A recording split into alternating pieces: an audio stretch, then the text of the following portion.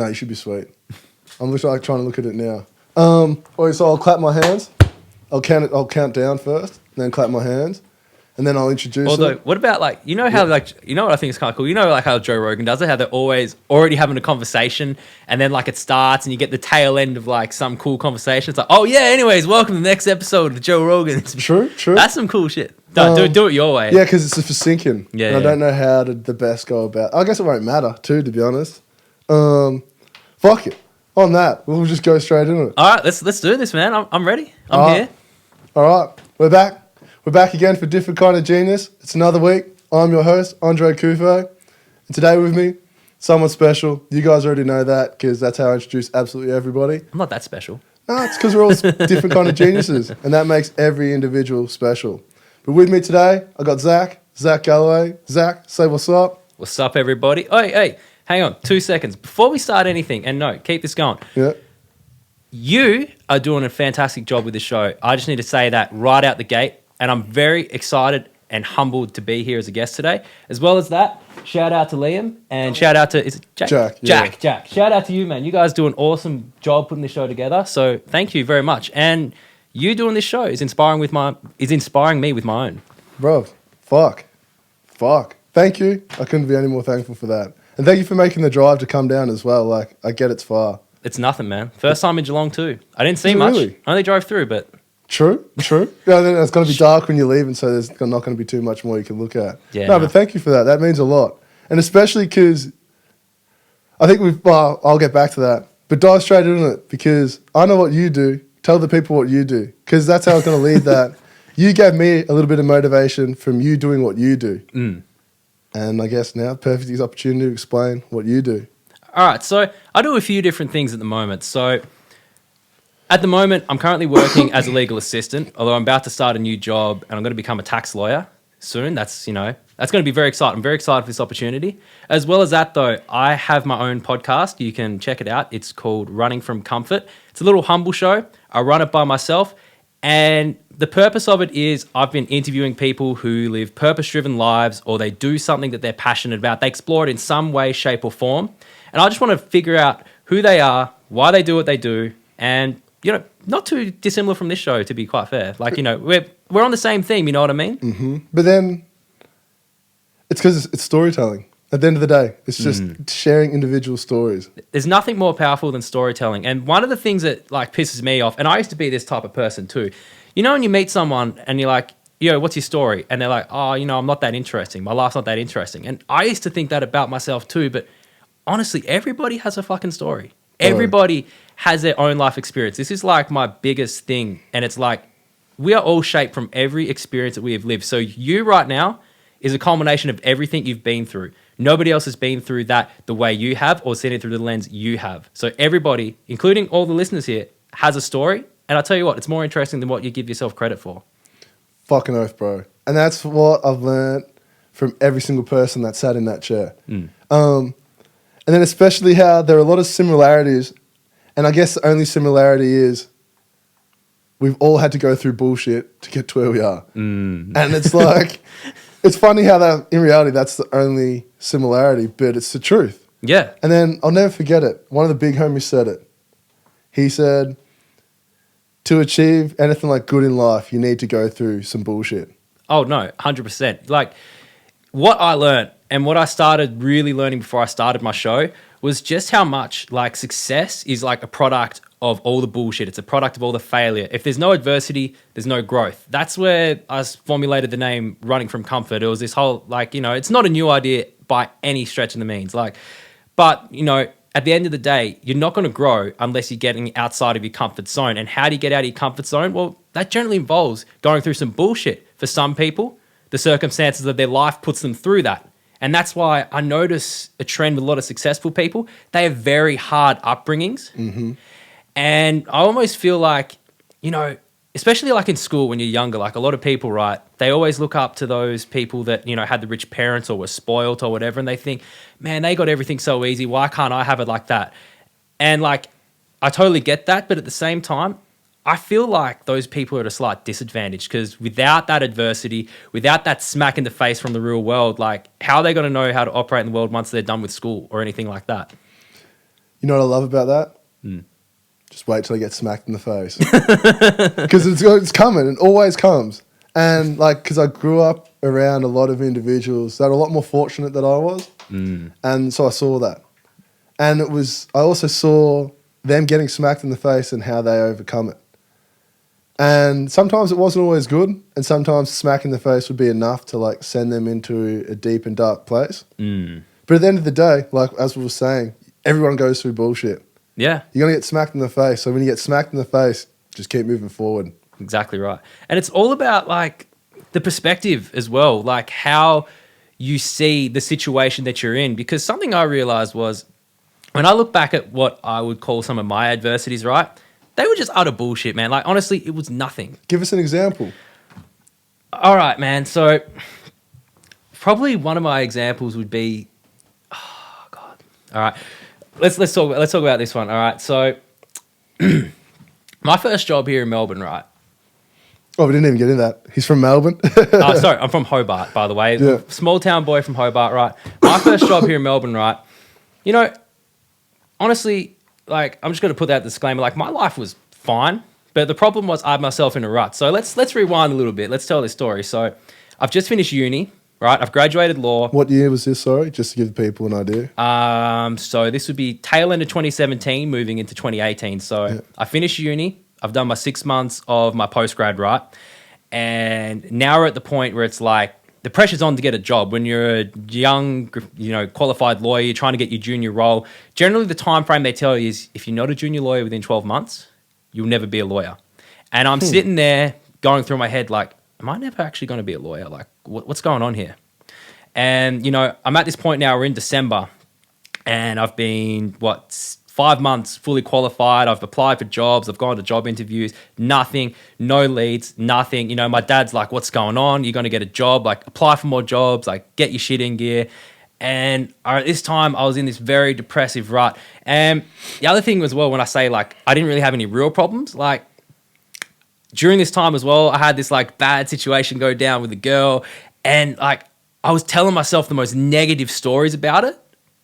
And it really just kept me down in the dumps. Like, it was literally, I was just a prisoner in my own head because, like I said, I look back at these problems were nothing. But anyways, I'm sitting there thinking I'm not going to be a lawyer, depressed about doing like 5 years of law school, thinking, fuck, what a waste of time. I get this opportunity to come to Melbourne to work at a law firm for a little while. And I was like, you know what? And the funny thing about this is, I don't know if you believe much in synchronicities or anything, right? 2 weeks before I had this opportunity, out of nowhere, I just had this thought in my head. It's like, you're going to move to Melbourne. And my whole idea was I'm going to live in Hobart. I'm going to live this nice, comfortable life. I'm going to get a job being like a criminal barrister. And, I'm going to stay near home and be with all my friends. It's going to be all cool. And I'm like, Melbourne, what the fuck did that thought come from? Mm. And then my sister comes at me one day. She's like, hey, this guy who I know, he works in my office. He's a lawyer. I gave him your resume and he said he wants to put you on for a few weeks. So, yeah. And I had like literally 2 weeks pack on my bags, come to Melbourne. And like, I must have been 22 going on 23 at this point. I just felt like a little boy still, to be honest. Okay. I felt like just this young little boy. I had no idea. I remember the day I arrived in Melbourne, like one of the first things I did was cry. I was like, what's going on? Like I'm out in the big bad world on my own. And then I get to this job. First few weeks was like, sweet. I'm like, okay, this is good. And I'm thinking they're going to put me on as a lawyer. And it got down to like one mistake. And that boss was like, I can't have you. I'll give you 2 weeks work to figure your life out, but that's it. What was the mistake? He gave me like this document and it was a shareholders agreement. And I'd never seen one of these things in my life. Mm-hmm. And he told me, he's like, I want an extensive list of warranties, which is like protections for your clients. And he gave me 2 examples of it. One was like 1.5 pages long. The other was like 10 pages long. He's like, this document I got was shit. I want you to fix it, make it better. So I'm like, okay, cool. He's like, I'll be back in the office on Wednesday. I need this by Wednesday. I was like, all right, let's do this. And I remember I even joked to my dad. I was like, I thought I'd aced this document, by the way. And I joked to my dad. I was like, oh, I finally made it. Oh, unless I screw this document up, I'll just get fired. Mm. And, that's one of those other funny things, man. Words, I really do think words have some form of power. And I kind of feel like I jinxed myself in that moment when I look back at it. Because then that document gets on his desk and he calls me into his office and he's like, you missed the whole point on this. Like, I told you an extensive list of warranties. Now, what I had done was I had gone through the whole file. I'd gone through all the warranties from the 2 examples he gave me, put together, I think, about 2 pages worth of them, purely based on what I thought applied. All he wanted me to do was copy and paste basically all the warranties to fit this document, and the ones that weren't going to be applicable, he was going to take out himself. Yeah. So he was like, you messed this up. You fucked up my whole day. That's it. That was like my first smack in the face. Because remember I was saying the kid that was kind of privileged and got everything? Yeah.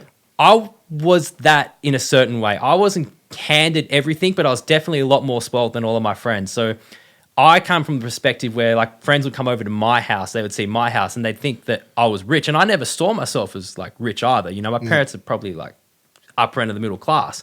So that was like one of my big fat slaps in the face. And I remember at the time thinking like my life is over. That's how ridiculous I thought it was. I got fired from my first job in law and I was like, my life's over. My career's over. This is it. And I tell you what, it took so long to recover from that rut. Longer than what I thought it should have. But you know what's fucked up about all of that? And there were 2 things at least that I got out of that. So firstly, how you were saying you were stuck in your own head.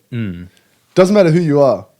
No individual has to feel like that. Exactly right. Like if you're feeling like that, like that's on you to spin yourself and get out of that. Whether you go seek help, whether you do whatever you need to do. But like that's what we were talking about before off camera, or even here, how everybody goes through something. Like we've all felt like that. But then the ones who were rewarded are the ones that can 360 from that, which is exactly what you've done. Yeah. Which is exactly what's allowed you to go on and do other great things. But then, like, and on why you felt like that, it's so real too, because you moved away from the nest. You moved away from your comfortableness in Hobart. You moved away from that family life. Like, if anything happens, you can call someone and they'll come and fix it. And you ended up in the big smoke of Melbourne. Like, fucking probably one of the worst places to try and find yourself because so much shit happens there. Oh, man, this place is hectic, I tell you. But then to experience that first slap in the face in your first 2 weeks of being there, like, you're like me with my belief with this, like, you'd rather experience that now than 6 months down the track, and then you spiral into an even worse cycle than what you went into. Oh, no, definitely. 100%. And at the end of the day, like when I think about what's happened since then and how I've actually grown and developed, I feel like I've learned a lot of lessons earlier in life now than what I would have had maybe everything with this job gone right and I'd still be with that firm. And at the end of the day, I really see everything that's happened as a blessing because it's led me to where I am now. And originally I thought, you know, the thoughts that I used to have was like, it's going to set me back. It's going to put me behind.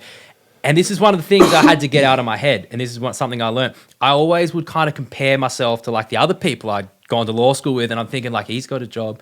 He's already 2 years out of uni. He's going to make a killing. What the fuck am I doing?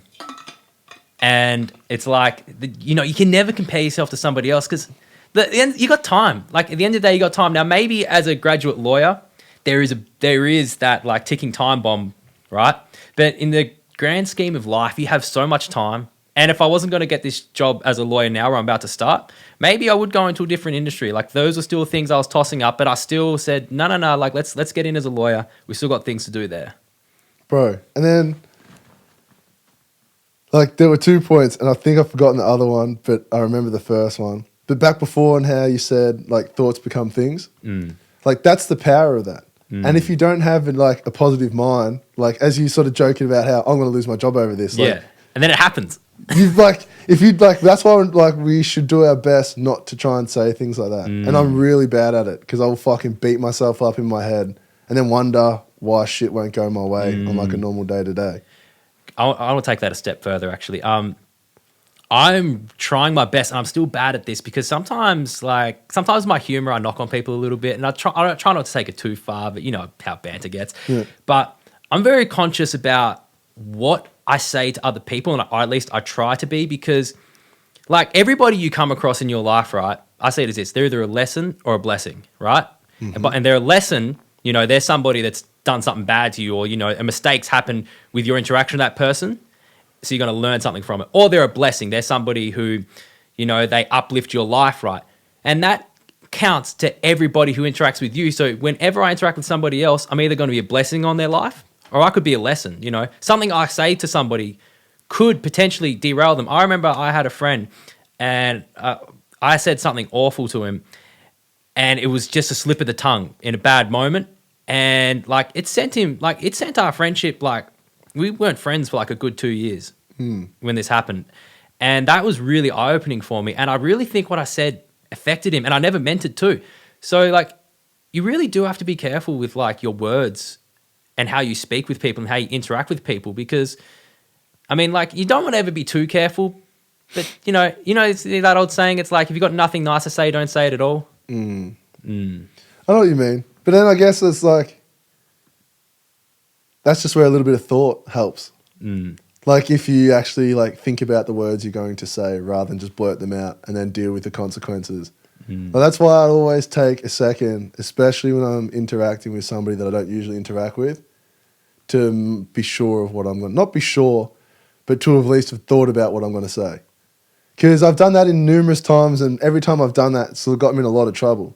One, you overcommit to shit. You just say yes to things that you should have said no for, blah, blah, blah, blah. And my biggest problem is I think out loud.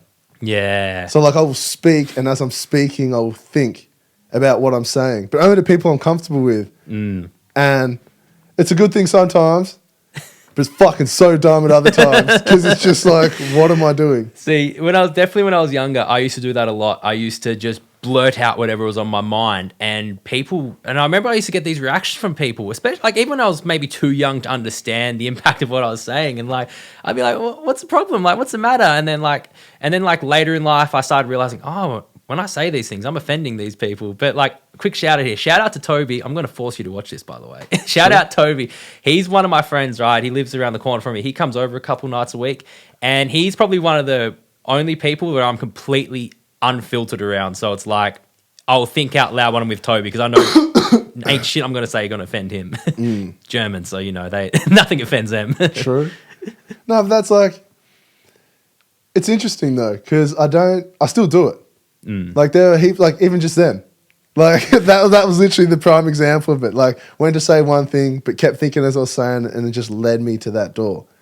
Like it helps me with a lot of decision making too, because I've realized that not everything should be said out loud, and when you say it out loud, it gives you a opportunity to test it. Because especially if you say it around other people and you say it, and they're like, "Are you fucking dumb?" You're just like, no. I don't know. I was just like free falling. But then there are other times where, as you said, you're around like-minded individuals and you can bounce off each other. Yeah. And then like that's boom for me.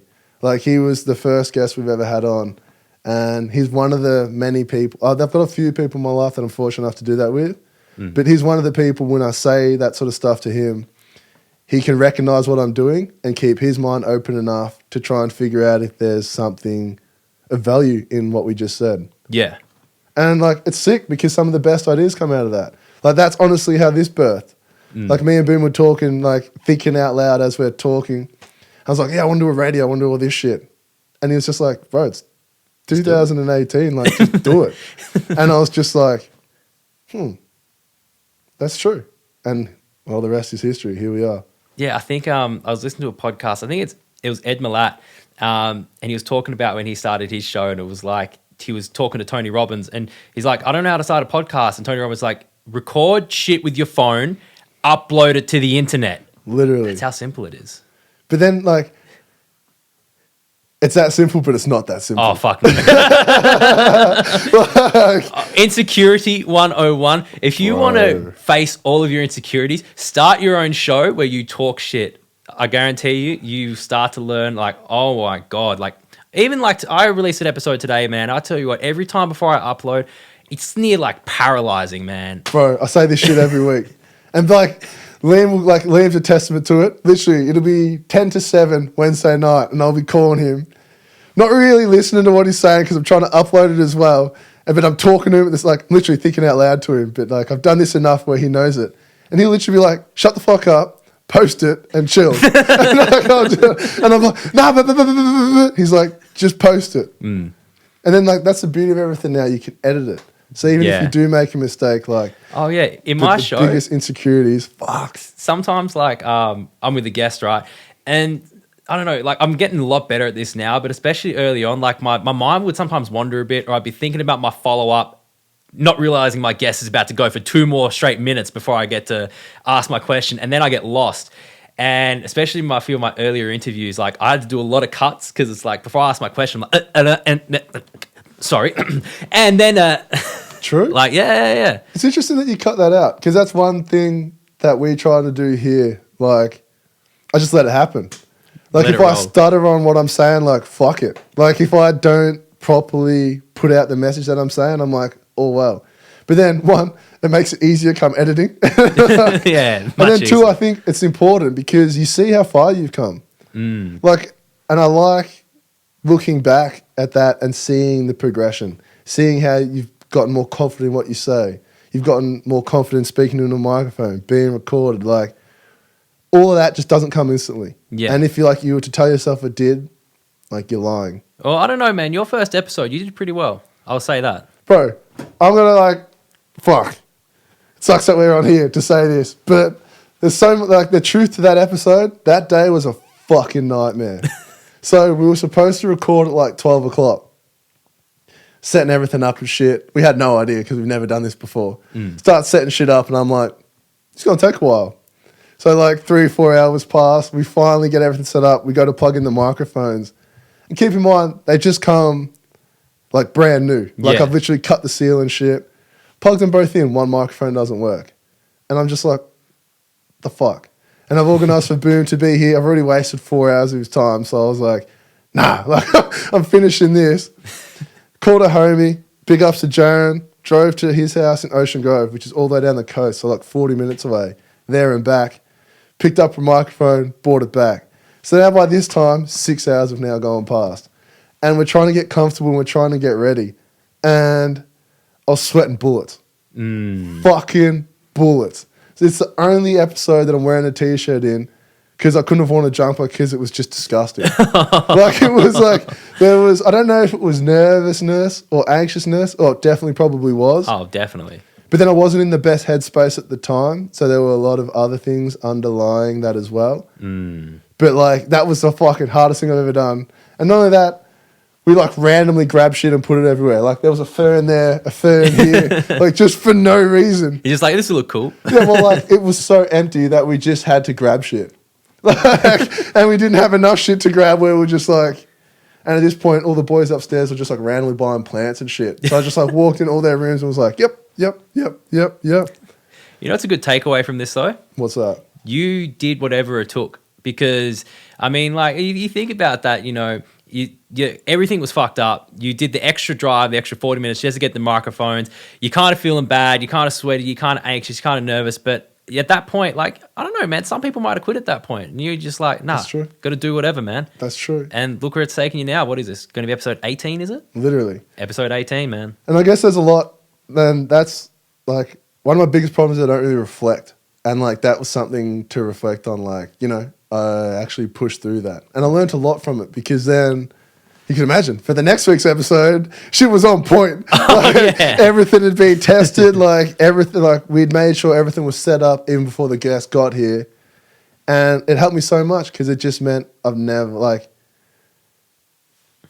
the whole operation, the whole process got smoother after that fuck up. And as we said, you need those fuck ups to push forward. You need the best way to learn is through mistakes. That's something that I keep learning. Every single person I interview, it's the same old routine. If you don't make mistakes, you're not going to learn. That's why one of my favorite concepts is to take action one. It's you can sit there, you can think about your perfect plan all day, you can set everything up all perfect, you can think about it in your head, and then guess what? You're going to overthink it. Overthinking becomes paralyzing. You don't do anything. You're too fucking scared. You're like, what if I fuck this shit up? Man, no. Just take the damn action. Make this mistake. Don't give a fuck about what anybody else thinks about your damn mistake. Learn from it. Better next time. Easy. Bro, I look at that, there's two things on that. I don't know why I keep saying two things, but fuck it. Let's keep rolling with it. So for me, I say, I don't lose. I learn. Because I'm my philosophy is I can't lose until I'm dead. So fuck it. Yeah. Any L's just a learning experience. Just quickly, Gary Vee says he prefers to lose than win. True. Yeah. Well, none of that, losing keeps you humble. It does, yeah. And then puts you back in your place a bit. Sometimes you get too confident, too cocky, and you take an L and it's oh, yeah. Literally. But then it allows you to grow and learn as well. So it's like a positive. But I guess what I was going to say was, and back to what you were saying about the concept of trying. I call it baking a cake. I'm like, don't give me the recipe to a cake that you haven't baked and then tell me about it. Because then I'll bake that shit and I'll be like, why the fuck didn't it rise? And you'd be like, I don't fucking know. I'm like, because you didn't bake it, and the most important bit was self-raising flour, and like the recipe didn't even say to have that. I've got a pancake, and like there are so many people that do that. They give you the recipes for a cake, but they haven't baked it themselves. And I'm like, that's one thing. I'm like, keep that the fuck away from me. That's something I'm very conscious of myself, because like I got a lot of ideas, and I think a lot of my ideas, they've been tested by the people. So I'm slowly trying to test it myself, because I think when I first formulated the idea for my podcast, just because I talk a whole lot, ask anybody that knows me, I was more envisioned it almost as being like me just rambling my mind and pulling out concepts. So I was like, hang on a sec. There's a lot of things here that come from life lessons that I'm not sure I've fully been through. And that's where I was like, well, I need guests. And so I was like, I should probably talk to people that have done shit. True. And then I can actually, deconstruct these ideas from their lives. So if you listen to my show, sometimes I will have a guest say something and I'll just interject and I'll be like, this relates back to this concept or blah, blah, blah. But that was more like I wanted to be careful about what I wanted to say. I didn't want to say, hey, yo motherfucker should do this. And I ain't never done that before. And sometimes I probably still do because I can't help myself. But I just hope that the advice I give at the end of the day is good advice. But, getting back to that taking action concept, that was one of the hardest things for me that I finally got over was actually just reaching out to find guests. Interesting. Because when you don't have a show and you only have a concept and you're not really sure who you're going to interview, you're not really sure who's going to be on the same page as you, it's like, where am I going to find a guest? And that really forced me to kind of go out of my comfort zone myself. And one of the things I did was I was thinking, well, if my show is about personal growth and I'm trying to find people on their purpose and I'm trying to find people like outside the box, I was like, I need to find maybe like business owners, startup people, entrepreneurs. So I went to this like startup event, and it's like, it's on a vlog on my YouTube channel. I promised I was going to do a weekly vlog. That never happened. But episode 1 of that weekly vlog's there. Yeah. And I've got the footage there too. It was a room of like a few hundred people, and they're all like startup entrepreneurs. And I like pitched the idea of my podcast as like, who wants to tell their story, basically. True. And then someone reaches out. That's interesting, because I kind of had the same struggle starting. Not so much with guests, just because I was a bit more fortunate. But now my issue is just making sure they're not all the same fucking, like, from the same shit. But at the same time too, like, fuck it. Like, I realise that everybody's different anyway, so yeah, that's not even a barrier to put on it. Well, even if they're in, like, the same field, like you just said there, everybody's different. They've all got a different story to tell, and they're all going to have their own, like, little perspectives and differences. So, you can still highlight that. Yeah, but I just didn't want to do, like, 10 rappers in a row, and everyone be like... How many rappers in a row did you do? I did 2. And I don't think anyone noticed as well. So, it was only you, man. You're just overthinking. Yeah, and that's all it comes down to. But I guess the whole point of what I was trying to say was, because I thought the same thing. I was like, oh yeah, I'm just going to talk about my thoughts and shit. And then I was like, hold on. Like, my initial idea for the podcast, I was like, who the fuck am I? Yeah. I was like, why would anyone want to listen to me? But then what I've realised is, who the fuck am I? But who the fuck's everyone else? Like, at the end of the day, like, we're all still trying to figure it out. And here's the other thing. Here's that point you just hit it right on the freaking head there, where you said, like, who am I? And that was definitely one of the thoughts I had. It's kind of like this. It's like, what have I done that's so special that, people want to hear about me? And, that to a degree, that is kind of true, because it's like, well, who actually does want to sit there and listen to my thoughts? Well, hang on a second. How many people are on the internet? Fucking billions. And it doesn't really matter what you're saying. I mean, you don't want to, talk too much bullshit or mislead people in any direction or any way. But think about this: like, you might think your thoughts are garbage or BS. You don't know how your story or your thoughts might impact somebody else in a positive way if you were to put it out there. I very much believe earlier on in my life, when people got too enthusiastic on social media, I used to be quite judgmental about that. I used to think like, oh, that person's just putting too much of their life up there. Like, stop posting all the time. Like, I don't even know this. That was my mindset earlier on. Now, I'm more of the mindset of like, I think more people should make content about their life and be real, because there's always going to be someone that can relate to you. Well, not only that, we're in an oversaturated era now where people are just fucking trolling, like doing fuckery. And now it's the people that are actually doing what you're saying. They're the ones that are breaking through. They're the ones that like people are actually listening to. Like they're the ones that it's almost like a breath of fresh air because it's like, fuck, amongst all the bullshit, there's this individual like being real. That's what I want to listen to. And like people are attracted to like the real or like truth. And it might not be that what they're saying is truth because who knows what the fuck the truth is. Their truth. That's their truth. Exactly right. That's what I was getting at. So it's their truth and people get attracted to that. And especially like, you know, talk mainstream media or like anything like that. You know, there's so much like lies or like garbage or, you know, like, I mean, not to knock on, I don't want to knock or be judgmental, but like say, I don't know, you're stuck there idolizing the Kardashians' life. What's real about that? Like, I mean, like it's real to them, but like, I don't know. I know what you're trying to say. So then when you got people coming through that are actually like more relatable to you and they're being real, I think that's where it's starting to hit home. I get ya. I interpret that differently. Because I interpreted that as in the whole don't compare. Like, I can't compare myself to a Kardashian. No. Like, not fucking absolutely one of them. So, like, if I don't fucking watch their shit, but if, like, I know enough about it where it's like, they're just doing what they want to do. Like, that's honestly the art of what you're trying to say. It's like, imagine having a TV series on your fucking life that's run for like 10 plus years. Like, you're going to be going there and you're going to be like, you're going to turn around to the whole family like, oi, we need to start doing some funny shit or people just aren't going to watch us anymore. Like, and then that's what brings the scriptedness out. Like, the fact that it's gone for so long where it's like, what are we even doing? Yeah. I have no idea what's going on in the lives of the Kardashians either. Like, goodness knows. I know Kanye West is like doing that Sunday service stuff now, isn't he? That shit's different. Yeah, it's very different. That's like... we'll see what happens. That's all I can say about, like, we'll just see what happens. Like, that's fucking... Yeah, I'm not even going to put a label on it because it's too early and I'm just like, let's see what happens. Yeah. But one of the things I think is like so important is like, I don't know. Once again, this is one of the things where at first I used to judge it and like, just as a concept, I've now like try and practice my own life, not judging anybody or anything. I try my best to, you know, you still have your judgmental thoughts. I try not to judge anything anymore. But like younger me, right, I used to see, you know, people, when I was saying enthusiastic and positive, I'd be like, oh, get the fuck out of here. Like nobody's that happy. True. But there's so much negativity and bullshit and garbage and FOMO and all of that spread all throughout the internet, all over Instagram.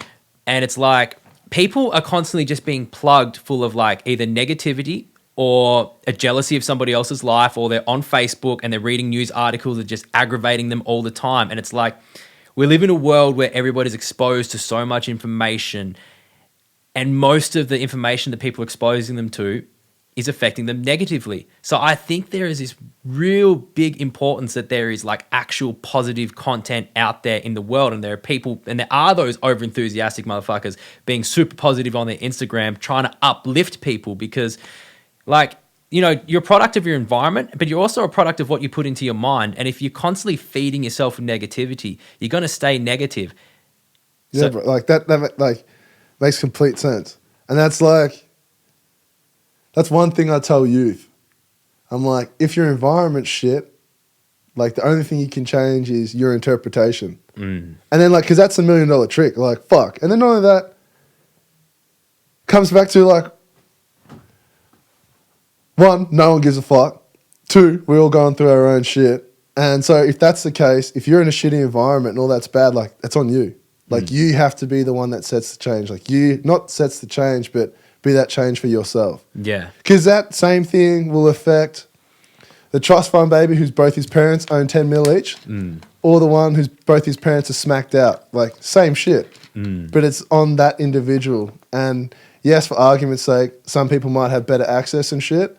But at the end of the day, probably not. Because that rich one will probably, the parents will ignore, distract, or he'll slip. He's got a better chance of slipping through the cracks compared to that poor kid who's usually connected with like a family service anyway. So they're a little bit better at identifying that than the rich family who just doesn't give a fuck. And then their kid just grows up to be a fuckwit. Yeah, no, very true. And You see, here's the other thing. The other thing too, that kid growing up with rich parents, I think it's very clear. Like, money and things are never going to make you happy. I don't. I know what you're trying to say, but then you can definitely try live more having comfortable. no money See, and trying to like, and then like, because it's funny because people say that, and I'm like, that ain't true. Because rich or poor, we still struggle with happiness and shit, like whatever. But rich or poor, if you can't fucking pay the rent to keep the bills and shit on, your problems are so much greater than people who have money. Like, yeah, they might be miserable and shit, but at least they don't have to worry about the basic stuff that we do. I think there's a graph, and this graph's very interesting, right? Exactly what you pointed out there. So it's like, don't have enough money, you know, like not being able to pay your bills or your rent and stuff. It's like happiness is like way down here, right? And then it's like, as you start to be able to pay your bills, it's like here, you get to a point where you can cover all your bills, you got no debts and maybe a little bit extra. It's like maximum happiness. And then as your wealth starts going up from there, happiness declines again. It's like, but then all in the individual. It is all in the individual, but like, this is the big thing that I see in the world, and this is probably one of my biggest inspirations wanting to start my own show purely based on purpose. And I think what's happening is we are like in the age of opportunity. Like, you know, we were talking before, like, you know, it's 20, like your friend said to you, oh, it's 2018 or 2019 it is. Yeah. And it's like, if you want to start your own show, start your own show. See what happens, right? We can do anything. And people say like, well, I don't have anything. Do you have a mobile phone? Do you have a smartphone? You can start with that. I guarantee anybody watching this probably has a freaking smartphone. And what happens is, though, everybody limits themselves. They limit what they think's possible. And part of that's ingrained in us from like the school system. Like you think about what we all go through growing up, right? It's like, you know, you got to go to school. You got to get good grades. Get a degree if you can, because then you're going to get a high-paying job. You get your high-paying job, then you can get your house, your 3 kids, everything that you want to buy, and then weasel your way to retirement, be over that job that you worked all those years that you absolutely fucking hate. You sold your soul to the man for some dollars, but you know what? It's not that bad a system because, you know, you got to live, you got to have a roof over your head, you got to have nice things, but they get to the end of their lives and it's like, what did I do for like 60 years? Like, where did it go? You know, my boss was saying this today. He was like, where did the last 40 years go? Like, time just goes quick. Bro. And everybody, I believe this to be fundamentally true. Everybody has a purpose. I need, like, this is something I'll just say, look, it's my truth, but I truly believe everybody has something. And not only do I believe everybody has a purpose, but I believe that purpose calls at you at some stage in your life. And you're either going to hang the phone up or you're going to pick it up and see where it takes you. Bro, that's like, there are 2 things in that again. That concept is what I call like the no middleman. Like we live in a day in like a world now, there's no middleman. You can fucking upload TikTok videos. Next minute you get an email from like, I don't know, just a big brand. And then like your life will change. And then it's that, and then the only difference is now you don't have to follow the traditional route. Wait till someone puts you on. Like for example, like for music, like wait till your song gets played on the radio before you go famous. Nowadays, you can just chuck that shit on SoundCloud. It gets 100K. Your world's going to change. Oh, 100%. And it's just like, that's just the positiveness of where we're living now. I got so distracted on that I forgot even the second point. But yeah, like that no middleman philosophy, I truly believe that. And you look at anything that's really doing well now, it thrives on that principle. Like Uber. Yeah. Uber's the best business because they don't own shit. All they realized was there's a gap in the market. We're going to be the middleman. So you need to get home, and I've got a car to take you home, and they're just the person in between. Yeah, like that's the world we live in nowadays. It's ridiculous. Everything's predicated on convenience. But this is probably going to take me. Can I go another tangent here? I'm about to go on a tangent here. This is full of tangents. Go on. All right. Give me the floor for a minute. So, what I see in society is there is a big drive towards convenience, pleasure, comfort, all those things. So, like, for example, you know, not to take too much of a knock on society, but I would say it's very hypersexualized, like to a degree. Like it's almost always in your face. Like it always has been though. Has it always? Yeah. Bro, you know what's fucked? Think about the longest living profession. Very true. What, like, it's sex work. Yeah, it is. It's literally whether you be stripping, whether you be actually like like prostituting and shit. I don't know the proper word for it, but yeah. Like it's lived forever. At scale though. Like, and like, this is not a knock on porn, but like porn is literally poison, man. I'm telling you, it screws up your dopamine receptors. It's one of the things I'm so glad I was able to cut out of my life. Like, it's awful. But like what I'm trying to say, like, for example, like that kind of gets pedestalized. And then it's like, okay, now I need to go work this job so I can get all this money to buy things that don't bring any meaning. And it's like, okay, or I'm buying things to make my life more comfortable. And I think when you get more comfortable, when you get more cozy, you kind of just like, I don't know, going about life day by day. I think that's where people start to lose their meaning in life. And that's where they start asking questions like, what's going on? Like, you know, I've got all these things, but I'm not happy. Like, you know, the thing that always happens to the celebrities is, you know, they're living the greatest life that you couldn't like even imagine living. And then the next, you know, you hear they're depressed, they take their life. They're on like so many different cocktails of drugs just to numb themselves. And on the outside looking in, you think they have everything. Like, what the hell's going on? And I think there is like a real gap there where it's like people need to like sort of discover their purpose. I think that's like ultimately like people ask, what's the meaning of life? And it's such a hard question. And the way I'd answer it is the meaning of life is you have to figure out what your purpose is. It's the truth. But then just don't stress it. Like, it's one of those things where, and all I can do is provide my own example. So my purpose in life, like, I don't really know what it is, but I know for some reason I got a voice that people listen to. And so it's like, but then different kinds of people, because I've got that ability to talk to people who usually don't get heard. So it's almost like a voice for the voiceless. But what fucking annoyed me so much was I didn't want it. And so all my life, like, I was just like, nah, I don't want to do that shit. Nah, I don't want to do that shit. I want to do other things. And the more I deterred away from it, the more things would just like pull you back in. There'd just be something that's like, nah, this is what you're here for. This is what you're here for. What would that something be? Do you have an example? It's so subtle, but it's funny now that I think about it because I never thought about that. But then it's in little things like people saying like, oh, you love to talk, you should make money from talking. But then you hear that from like everyone, whether it be teachers, employers, like other staff members. Like, I literally heard that from like everyone. And I was like, nah, fuck that shit. Like, there's no money there. Like, blah, blah, blah. Like, I was like, nah. But then what I realized is like conversation's actually something that I really love doing. So like, I don't even care that like the money element like is like hard. I'm like, oh, well, I love having conversations, so that's what I know I'm here to do. But then have those conversations that most people won't have. Yeah. Like, I will think differently. Like, I speak to different people. Like, I speak to people that don't have the opportunity to voice out their opinions. And then because I can relate to them in a way, and I've struggled with that same sort of shit, I can share their voice through my voice because we've experienced the same thing, if that makes sense. Yeah, no, that makes a lot of sense. And see, that's the thing. Like, I know sometimes when I like voice my opinion, like at times I'm going to be very wrong because I don't have a wide enough perspective. So I try my best to be humble. I can't help sometimes how opinionated I can be on some topics. Like, that's probably like one of my weaknesses that I'm working on. But it's like, you know, the more you talk to other people, the more you hear other people's stories, the more perspective you start to get and start to understand about life. And that's where like real learning comes from. It's like one of the reasons why I wanted to make my own podcast is because I used to listen to podcasts, hear all these different people talk about their stories. And, you know, you get something from everyone, you know? You really do. But you only get something from those you listen to.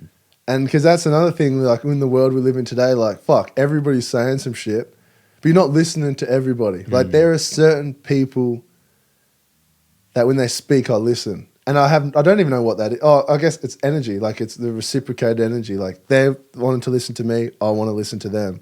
And then because of that principle, you both leave having gained something. Yeah. Rather than you just come up fucking like talk at me and I'm just like, whatever, bro, fuck you. And just like you walk away. But it's like, so that's all that's happened. And whereas if we both actually want to engage in conversation, like you will walk away with something possibly that you didn't know or was on your radar.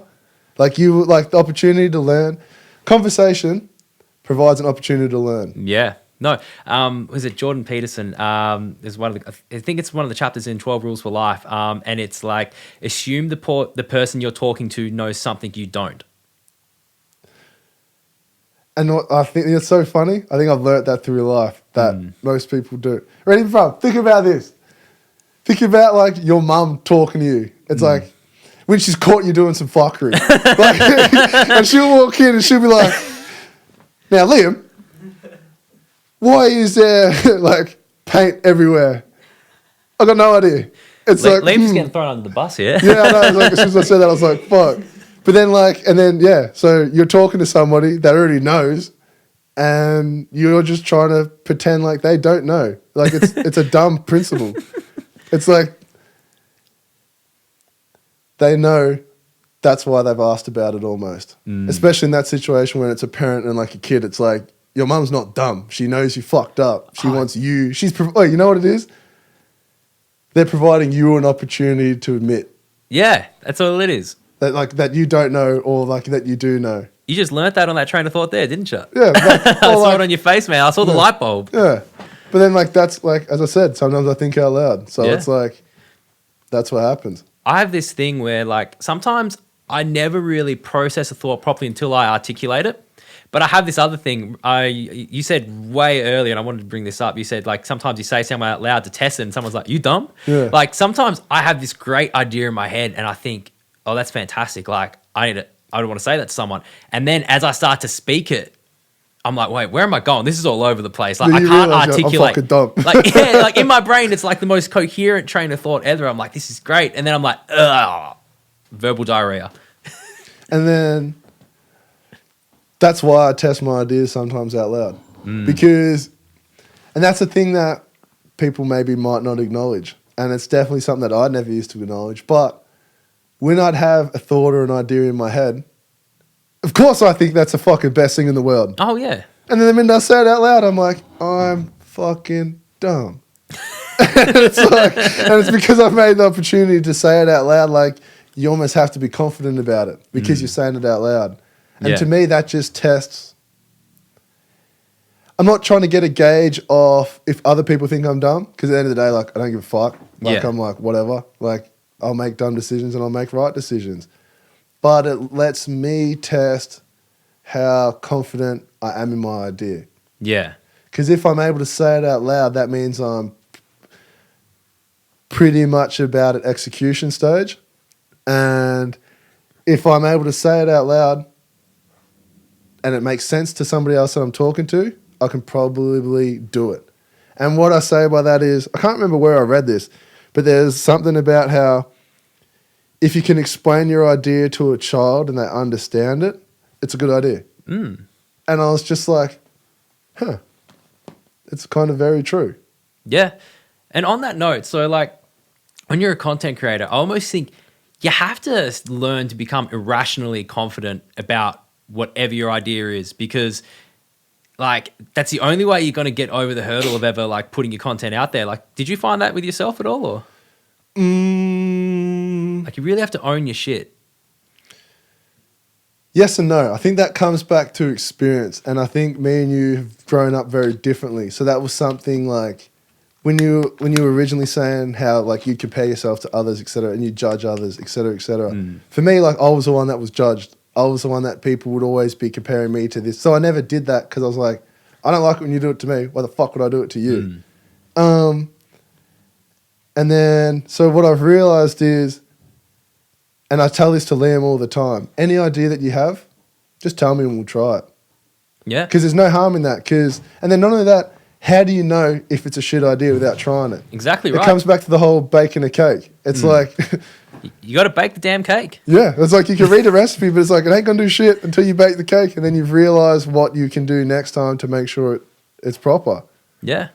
And, like, same shit. Should have explained this at the start. You can walk right round, so that's why Liam just came out that side, because that distracted you so much. I was like, where did he come? He was just back there before. Yeah, like you can walk the whole way around. Do you walk through walls?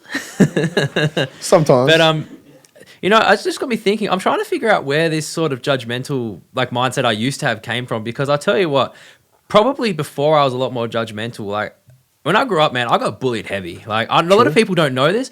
I was like obese with an afro, and like, I don't know if a lot of people can tell. Can you see this on the camera? I got an underbite in my jaw here.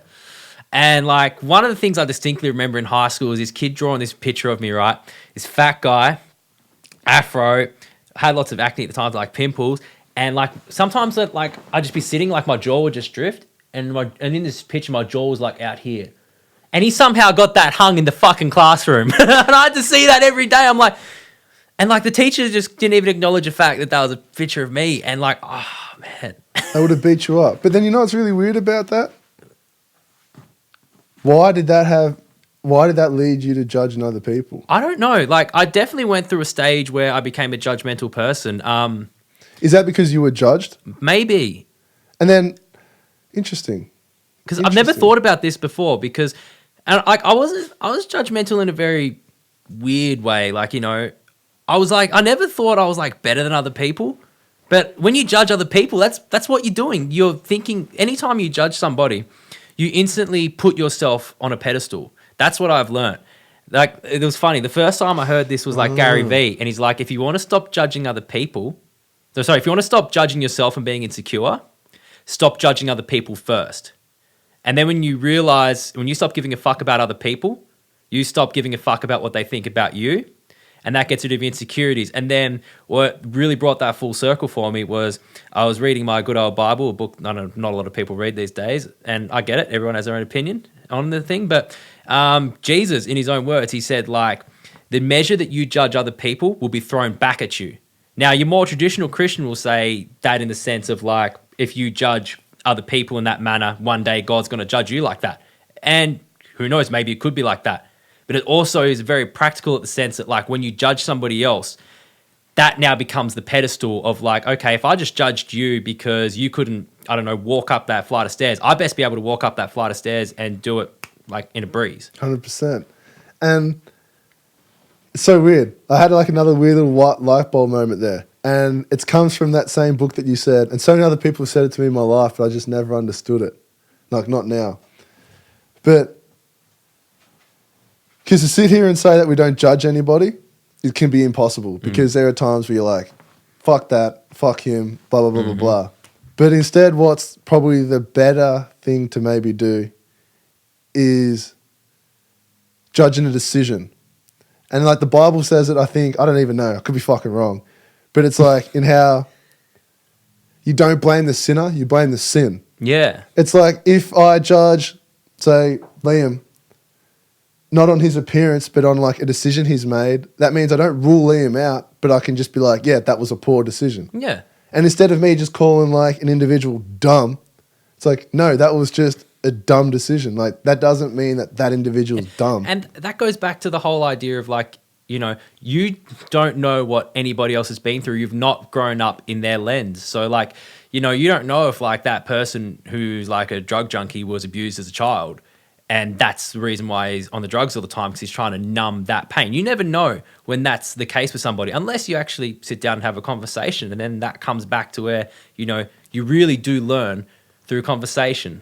You do. I'll tell you what, after I heard that Gary Vee quote and I read it in my Bible, I actually spent a lot of time consciously trying to eliminate as much judgment from my life as I could. And at this point, I'd stopped judging people a ton. But I was still doing it. Like I thought I was this pretty humble person, but I was like, okay, so how am I going to stop all my judgmental thoughts?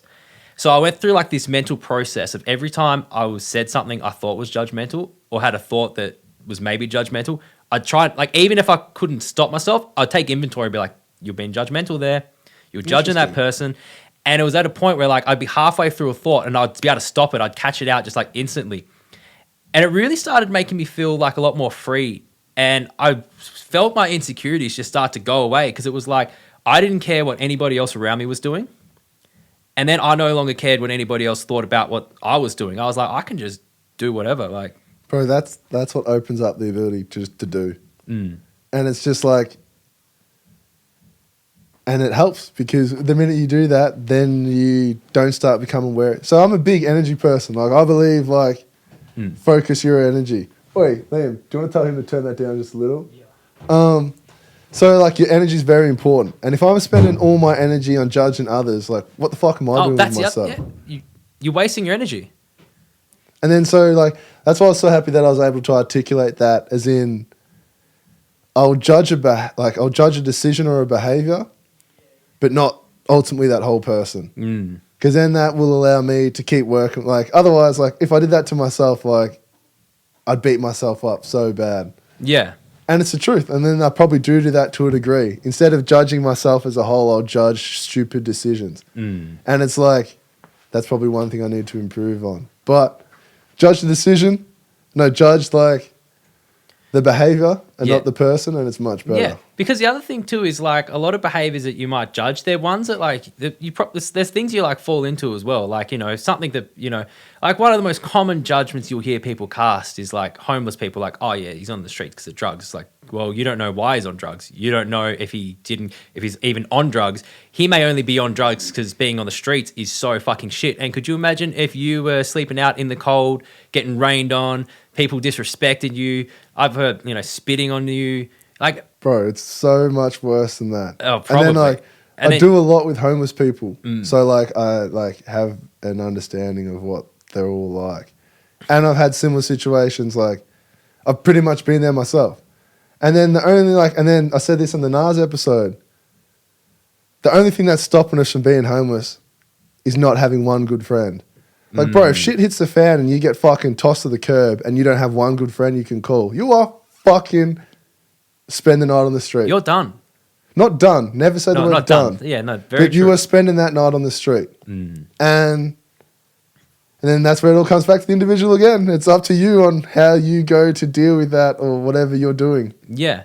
And this, I'm going to draw this back to purpose here because, like, what I think is so profound, and, you know, this, you know, Jordan Peterson articulates this point really well. It's the idea that, like, when you're getting your life together, or let's say you're starting to get on your purpose, right? That starts affecting the people around you. When you start having a positive influence on your own life, like, that radiates onto other people. Other people's lives, as an effect, get better. And then, I don't know, depending on what you're doing, like, you could now be using whatever you found to be you now and doing what you're doing to help other people. And then that just becomes a compounding effect. And, you know, I really do believe if more people were on their purpose, like, the world's a good place. And I think, you know, the statistics are showing we're ending poverty at, like, record rates, slowly. Like, it's happening. It is happening. In the West, yeah. But, you know, it's one of those things, like, good things are happening. And it's like, the more that people improve themselves and the more that people are aware that, you know, hey, we should maybe be more conscious to help other people, the more I think we really will make this world a better place. Bro, that's just lead by example. And if you want to commit fuckery, lead with fuckery. If you want to, like, try and uplift everybody else, lead with that. Exactly right. But then one thing I wanted to go back to, you were saying how you got seriously bullied. Yeah. How do you move through that? How did you move through that? Well, it was funny because, like, I went to this really small school. Okay. And like, here's a Wait, funny... what's a small school to you? So, like, I'm talking the first... Because I got bullied from primary school till towards the end of high school. It was so, like, the whole way? Up till about grade 10. Bullying stopped. I started a new school at grade 10 as well. Bullying stopped there. That was a more normal school. But the first two schools... First school was, like, 100 students from, like, kindergarten to year 12. So not only was I getting bullied, and I was in primary school here, I was getting bullied by kids that were like 15, 16. I'm like anywhere from like 8 to, I don't know, 11, 12 years old, getting bullied by kids that are bigger than me, stronger than me. Like, I think somebody put pubic hair in my sandwich once. That wasn't like the worst, but like that's pretty... That's pretty fucked. It's pretty fucked, like, yeah. You know what's so sad about, like, now, not even like, fucking... Yeah. But not uncommon. Not uncommon. Which is like what was so sad about that. Like, I've seen enough instances of that where like that didn't even shock me straight away. That wasn't the worst thing that happened at this school. Oh man, I'm going to tell this story. This is an awful story. At this school, I am no way affiliated with anything that went down in this story. But, and this is a well-known story between everybody that went to this school. Someone who was one of the rebel kids, actually, it wasn't the rebel kids. Sorry, I'll start this back. So one of the kids, right, used to steal someone's yogurt every day. He was like notorious for it. It was Milo yogurt. And then one of the oh man, you're gonna wish you didn't put yourself out there. So then Nah, I'm not fucking. so there was this rebel kid. I'm telling you, this guy was absolutely like Bart Simpson. If Bart Simpson was like 15, 16 years old, probably worse though, because this is just downright awful. Like I can't believe this actually happened to this guy. But as the payback, the rebel kid got this yogurt and got his man butter in it. Oh, sealed it up. Yeah, he came in it. That's disgusting. And like literally everybody watched this dude eat this cum-filled yogurt. It was fuck, man. This is what happens when you go to a small school. That's horrible. And mind you, I have nothing to do with this story. This time I'm like 10 or 11. I heard this story secondhand. I wasn't around when this happened, but there are a lot of people that have verified this story that like I went to that school with, and it's like, one, that's awful. Like, nobody ever do that shit, please. Like, that's fucking... no, that's not something to do. It's disgusting. But, like, what the point I want to make from that is, at this small school, what I didn't realize as well when I was getting bullied by these kids was, like, it was very much a second chance school. A lot of rejects got let into this school. Like, a lot of kids that were, like, on their, like, second or third or final chance, they can't get into any other school. They went to this school, and that's where shit like this goes down. Like 100%. Like I remember one time, man. Like our boys' bar, we had like some kid that went there. He was like a little bit psychotic, I think, and who knows what his upbringing was. But like he like burnt down like the boys' bathroom. Fuck. Like we had a bit of our building like on fire. Like this small little school, you think like nothing bad's gonna happen. Like 100 students, year 12, kindergarten, year 12. It's like nah, crazy shit went down there, man. No, yeah. And I guess it's hard because I still work with youth in like low social areas. So like that shit happens still to this day. But I guess, so come year 10, what changed? What stopped all the bullying come year 10? In between, just briefly, I went to another school during high school. I was bullied quite bad there. Not as much gross shit went down, but also at this school, my bully was the principal's son. Oh yeah. And I'll tell you what, man, that's why that drawing got to stay on that wall. True. Interesting. Yeah. He really couldn't get in trouble for anything. And we all used to have MacBooks too. And his son knew the password to my MacBook as well because he had all the passwords back on the computer and stuff like that. Yeah. They were like our personal school computers, man. Like that was the level it was at. But I get to year 10, I moved to a new school, and I don't know, this school was a lot more normal. And it was like one of the first times in like my whole schooling experience that I got treated like a human being. Interesting. That was very different, and yeah, like that's the first time I've actually articulated that. Like, but I just realized that then, like that was the first time I'd gone to a school and actually felt like I was a human being. And then I went to year 11 and 12. I went to another school, and then I kind of like was a little bit of like one of the popular kids for a bit. Like wasn't like high status, but it was like everybody had like mutual respect for everybody. You went to like all the parties and stuff like that, and it was like, oh. Like, I'm just normal like everybody else. But before that, I had this idea in my head that I must be some kind of freak. Well, interesting. I can remember this. One of my thoughts when I was like a 13-year-old, and 13-year-old me, here's some context. So the fat kid with the afro, whatever, I was an absolute nerd. I used to play this game, RuneScape, and like literally my schedule would be like wake up, 4 a.m, grind out some skills. For those who don't know, you got to grind skills in RuneScape. Go to school, come home, homework, grind more skills to like midnight, go to sleep 4 hours, wake up, do it again. Got straight A's doing that as well, by the way. True. But I remember I had this thought. I was like, I'm this freak. I'm addicted to video games. Like, I got nothing ahead of me other than the fact that maybe I'm smart. I think I'm smart because I'm getting A's. I don't really know. But I'm like, I remember I accepted the fact that like no one was ever going to love me and I was going to die a virgin at 13. I accepted that as like fact. That's not funny, but it is funny. So it's like I don't know how to feel and I forget that I'm being recorded. That's not funny, but it is funny. No, it's funny to think back on. And like that's something that's only a thought that I just remembered like a couple of months ago. I was like, I remember because I was like, looked at myself in the mirror, I was like, you ugly motherfucker. You ain't no girl ever gonna love you. But you know what's interesting about that? Yeah. It's weird what made the fact that you played a game to make you feel like that. I know the game was my escape though. I didn't think the playing the game made me feel like that, but I think getting bullied by everybody else and feeling like an outcast made me feel like that. And then so the only time you felt connected was in the game. Yeah, and like that was a very social game. Like, I spent a lot of time on like team chats with people like that. Yeah. I think that kind of helped develop my social skills too. Interesting. Yeah. Well, then, like, not only that, like, it provides a training ground for you to practice all that on. Yeah. Okay. Because I thought about that as well. Like, because, like, I've played that same game before. But I guess whenever I played video games, I was using it like you as an escape, but I wasn't escaping from the same problem. So, like, just like, I know I didn't really care. Like, if anyone, like I wouldn't consider playing a game to be the reason why I wouldn't get laid. Like, it's just like, and for me, like, I need like context. Like, there was heaps of other shit in my life that was just terrible. So it was easier for me to play a game than to deal with the terribleness. Yeah. And so it's like, I guess we were both using it for the same reason. It's just interesting how, like, that was the same, like, that was your thought process. But it's hard for me to relate to because I wasn't bullied. Like, I had instances happen, but, no, not really. And any instance that happened, I dealt with. Yeah. And, and for me, I was a bit more fortunate. Not fortunate, but I was, like, seen as, like, that school psycho, so I was left alone. You were the school psycho? No, like... What did you get up to? Like, I just, like, I don't know. You weren't coming in yogurt, were you? Nah, fuck that. I don't know. I wasn't a bully, but I'd bully other bullies. I'd pick up for you if you're getting picked on. You stood up for the little ones, eh?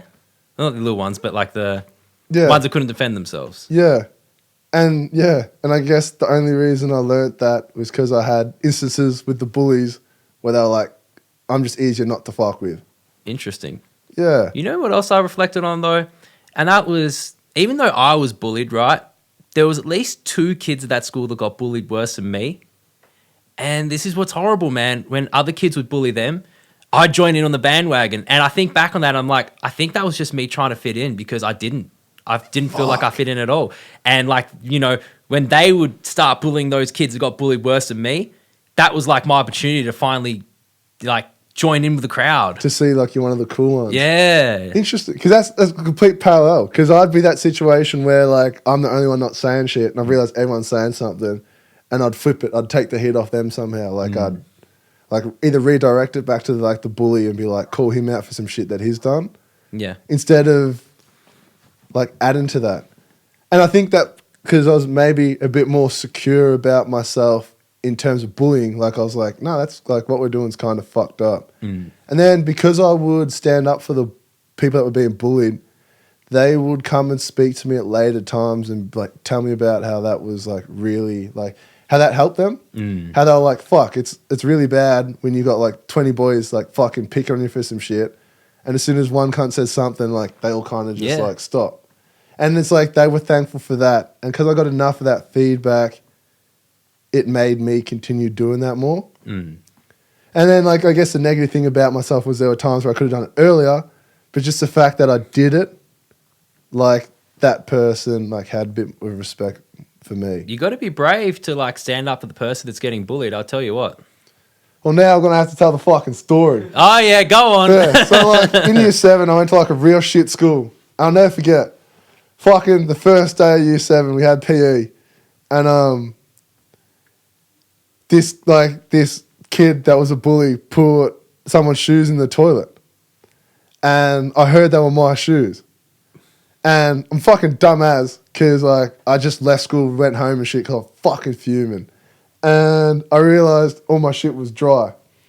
So like, anyway, so like, yeah, I've been told that this cunt's fucking put my shoes in the toilet. I've gone home, my dad was still around at this point, and I'm like, when I get to school tomorrow, I'm kicking the fuck out of this cunt.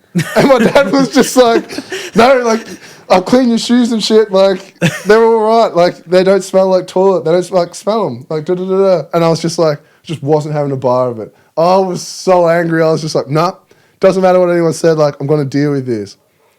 Went to school the next day, saw him immediately, like, threw him up against the locker. I was like, you fucking put my shoes in the toilet. He's like, I fucking didn't. And I was like, you fucking did. He's like, the shoes I put in the toilet are still in the toilet. And like, I just wasn't having a bar of it. But I punched the locker next to him and I punched it real hard. And I was like, if they were my shoes, next time I won't miss. And then that was like the second day of year 7. So like my year 7, they were just like, don't fuck with him. And like I was thankful for that because like I grew up, I was like the only coloured kid. And there was one other coloured kid that came and he had a hard time. And I remember, like now that I think about it, that was probably the reason why I didn't have a hard time. And the kid I did that to was a real bad, like he ended up growing up to be like probably the worst bully at that school. But he never fucked with me because of that time. Quick question. Did you realise that you were wearing your shoes or? Yeah, I was wearing the shoes that like, yeah, that's why he's like, you're wearing your shoes. The shoes are in the toilet. And I was just so pissed off I just wasn't having a bar of it. Which is why I was like, a little bit of psycho. Just a little bit. But yeah, I don't know why I said that, but I said that now and I'm just like, fuck. It's a good story for the world. No, more of the story, like, always make sure you have all the facts. And it doesn't matter if you're first or last, just stand up at some point and other people will see that. Yeah. And then the most important thing was whenever someone was getting bullied and I was like, call it out, what was fucked is I don't have to say, like, say if it's a situation with us three and you were bullying Liam and I like said something to you and then say if there was another person here. If that person jumped on what I said and started attacking you, it just like transforms and it sends all the energy elsewhere. Flips it back. You know what I feel sorry for? And I've only just thought of this then. How the hell are kids supposed to deal with bullying in the social media age where like, you know, when I got to go home from school, like that was it. I had my escape, I had my video games. I just can't think, what's it got to be like now where, you know, they'd be hitting you up on all your social media, dragging you through the fucking mud. Oh man, I feel bad for if you're a kid and you're getting bullied these days, one, like, just like, I don't know, reach out for help. That's the one thing. Like, I don't think I was ever very vocal about how much it affected me until I remember mum, I would like drag myself out of bed one day. She's like, what's wrong with you? And I like broke down crying. She's like, what? I literally get bullied every fucking day. She's like, true. And like that started making things better when I started, you know, talking to other people about what was going on as well. Well, you were being honest. Yeah. And then when you're honest, it allows people to work with that. And when you're not, so like the biggest problem with like, and cyberbullying's a whole other issue. And then like, Liam would be more like better to speak on something like that because he's grown up around it. But it's a different story now. Like kids, imagine like you get bullied all day at school and then you get home and people are posting like edited photos of you on your wall with just like all sorts of fuckery. Like kids are nasty too, man. Yeah. The imagination of kids, I tell you. Bro, kids have always been nasty. They will. And there comes a point, and I don't even know like how to even say this, but you kind of have to stand up for yourself. Yeah. Or go and get help. And it's like, I'm not saying stand up for yourself as in the sense of like go and hit the biggest kid at the school, but it's like, no, like you just have to like, I don't know, all I can say is what I told my little brother. And I was like, you have to stand up for yourself. And like, however you interpret that, that's on you. Like whatever you try, that's on you. But just know, if you don't try, it'll continue to happen. And if you do try something, whether it's tell the truth, go seek help, like it'll fix the situation. But until you at least acknowledge that situation, nothing will change. And it's like, you got to acknowledge it to move forward. You do. I'll tell you, the one advantage to it, you know, like, you know, you learn from everything. I'm thick-skinned. You could literally say anything about me. I won't even flinch. True. Yeah, like, yeah. And I know exactly how, like, and then for what we do, you have to. Other, like, you like, there's no way you could, like, run a podcast and not have thick skin. Because the amount of fucking shit you hear, like, just people will say, like, at least to test you. And if you, like, and that's the problem. A lot of, when you get bullied, a lot of the time it starts off with a test. Yeah. It's like, I'm going to say something. If you react, I know I've got you. And if I've got you, I've got you. And then so it's like, it's about not responding to that test. Yeah. Like if someone's like, your podcast sucks. It's like, okay, it's just not for you, bro. But if you're like, no, why does it suck? Like, and that's the thing. The second somebody gets on the defensive, that's when it's like, yeah, I got you there. That's an insecurity. Yeah, but then, yeah, it's unfortunate because that's probably someone else that's insecure about something that's projecting that onto you. But it's like, yeah, you kind of just have to shrug it off. And it's really hard and it will never happen straight away. But if you don't do nothing about it, it'll just get so much worse. I'll tell you what, whenever I've gone through like a hard time, really learning how to frame your perspective over what you're going through really helps. So like, I suppose maybe to try and explain this, like when I see a challenge now, I think about like my life in terms of like, this is like a game. And it's like, all right, this challenge here, like that's the boss. Like I got to go take down that boss. Like, I get you. And you can't just run up to that boss and like punch him with your bare hands. Like you need to like prepare, like train. Yeah. Do shit that you exactly need to do. right. There's a lot of work that goes into everything. And I suppose like everything these days is all about the instant gratification. You know, it's all about the quick hit, the quick fix, you know.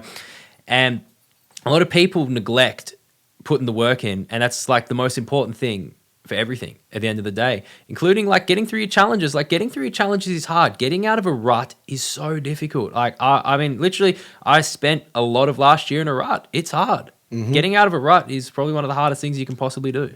Bro. And it's fucked. Like, and I don't know. But then you have to learn to deal with them. Like right now I'm going through a bit of a rut, like, and like probably like just my other areas of life. But like becoming trapped in your head again, like that happens to us like all the time. It's a cycle of life. Yeah, we got to like, so what we got to get better at is getting ourselves out of that. And like recognizing when you're in one too. Yeah. Or getting like the right help and shit. Just doing whatever you need to do to get yourself out of that. And like that's that stage I'm in right now to try and deal with some other shit. And it's like I've got to get that help or everything's just going to get worse. Yeah. And I've realised that like the longer I put it off, like the more sicker and shit I get. Yeah, no, it gets worse. It spirals and it spirals. And you see, the other thing about being in a rut is, one of the biggest things about being in a rut is there's usually some type of bad habit you're going to turn to that's going to give you that instant gratification, that dopamine hit, right? And what happens is the more you start feeling shitty about yourself, the more you're going to reach for that. You're going to find your crutch. I don't know, like it could be cigarettes, binge drinking, whatever, man. Like everyone's got their own damn thing. And it's like you have to, like, it's so hard to like break out of those habits as well. And that's like the first step usually isn't, you know, forming good habits. It's starting to try and cut out some of those bad habits. Straight up. And then not only that, the hardest bit is habits are comfortable. Yeah, that keeps you in your comfort zone. Yeah. I've got like 7 different bad habits I will retreat to when I'm in a rut. Bro, I've got fucking that many bad habits. It's trying to figure out how the fuck I deal with my bad habits. And what I've learned about dealing with my bad habits is, got to be honest. If I'm not honest with myself about my bad habits, like how do I know it's a bad habit? How do I even start moving forward in the right direction? And this is where like, I was actually the point I was going to make before I made this point, which was when I was stuck in a rut, you know what the number one thing I realized? I did psychotherapy for a little bit. And this is what I realized talking with my therapist was a lot of the reason I was in a rut was like, I didn't trust myself. That's a very weird thing to kind of understand, but it's like I let myself down so much and I held myself to such little or no account. Like there was no accountability in my life at all that I couldn't trust myself to do anything. Bruv, you know what's fucked about trusting yourself? It's funny because my reason for being in a rut is because I don't love myself. Oh, okay. I can help you with that, but go on. No, but like, oh, like, fuck, good luck. But then it's funny how it's like the reason we're in a rut is because of something that we're not doing to ourselves. Yeah. It's never someone else. Yeah. And as he's like, you said you can't trust yourself. For me, it's not being able to love myself. People can help us with that, but it's our fault for being in this position. It's not, someone hasn't done this to us. It's like we've done this to ourselves. I want to ask you this. Why don't you love yourself, or why don't you think you love yourself? You motherfucker.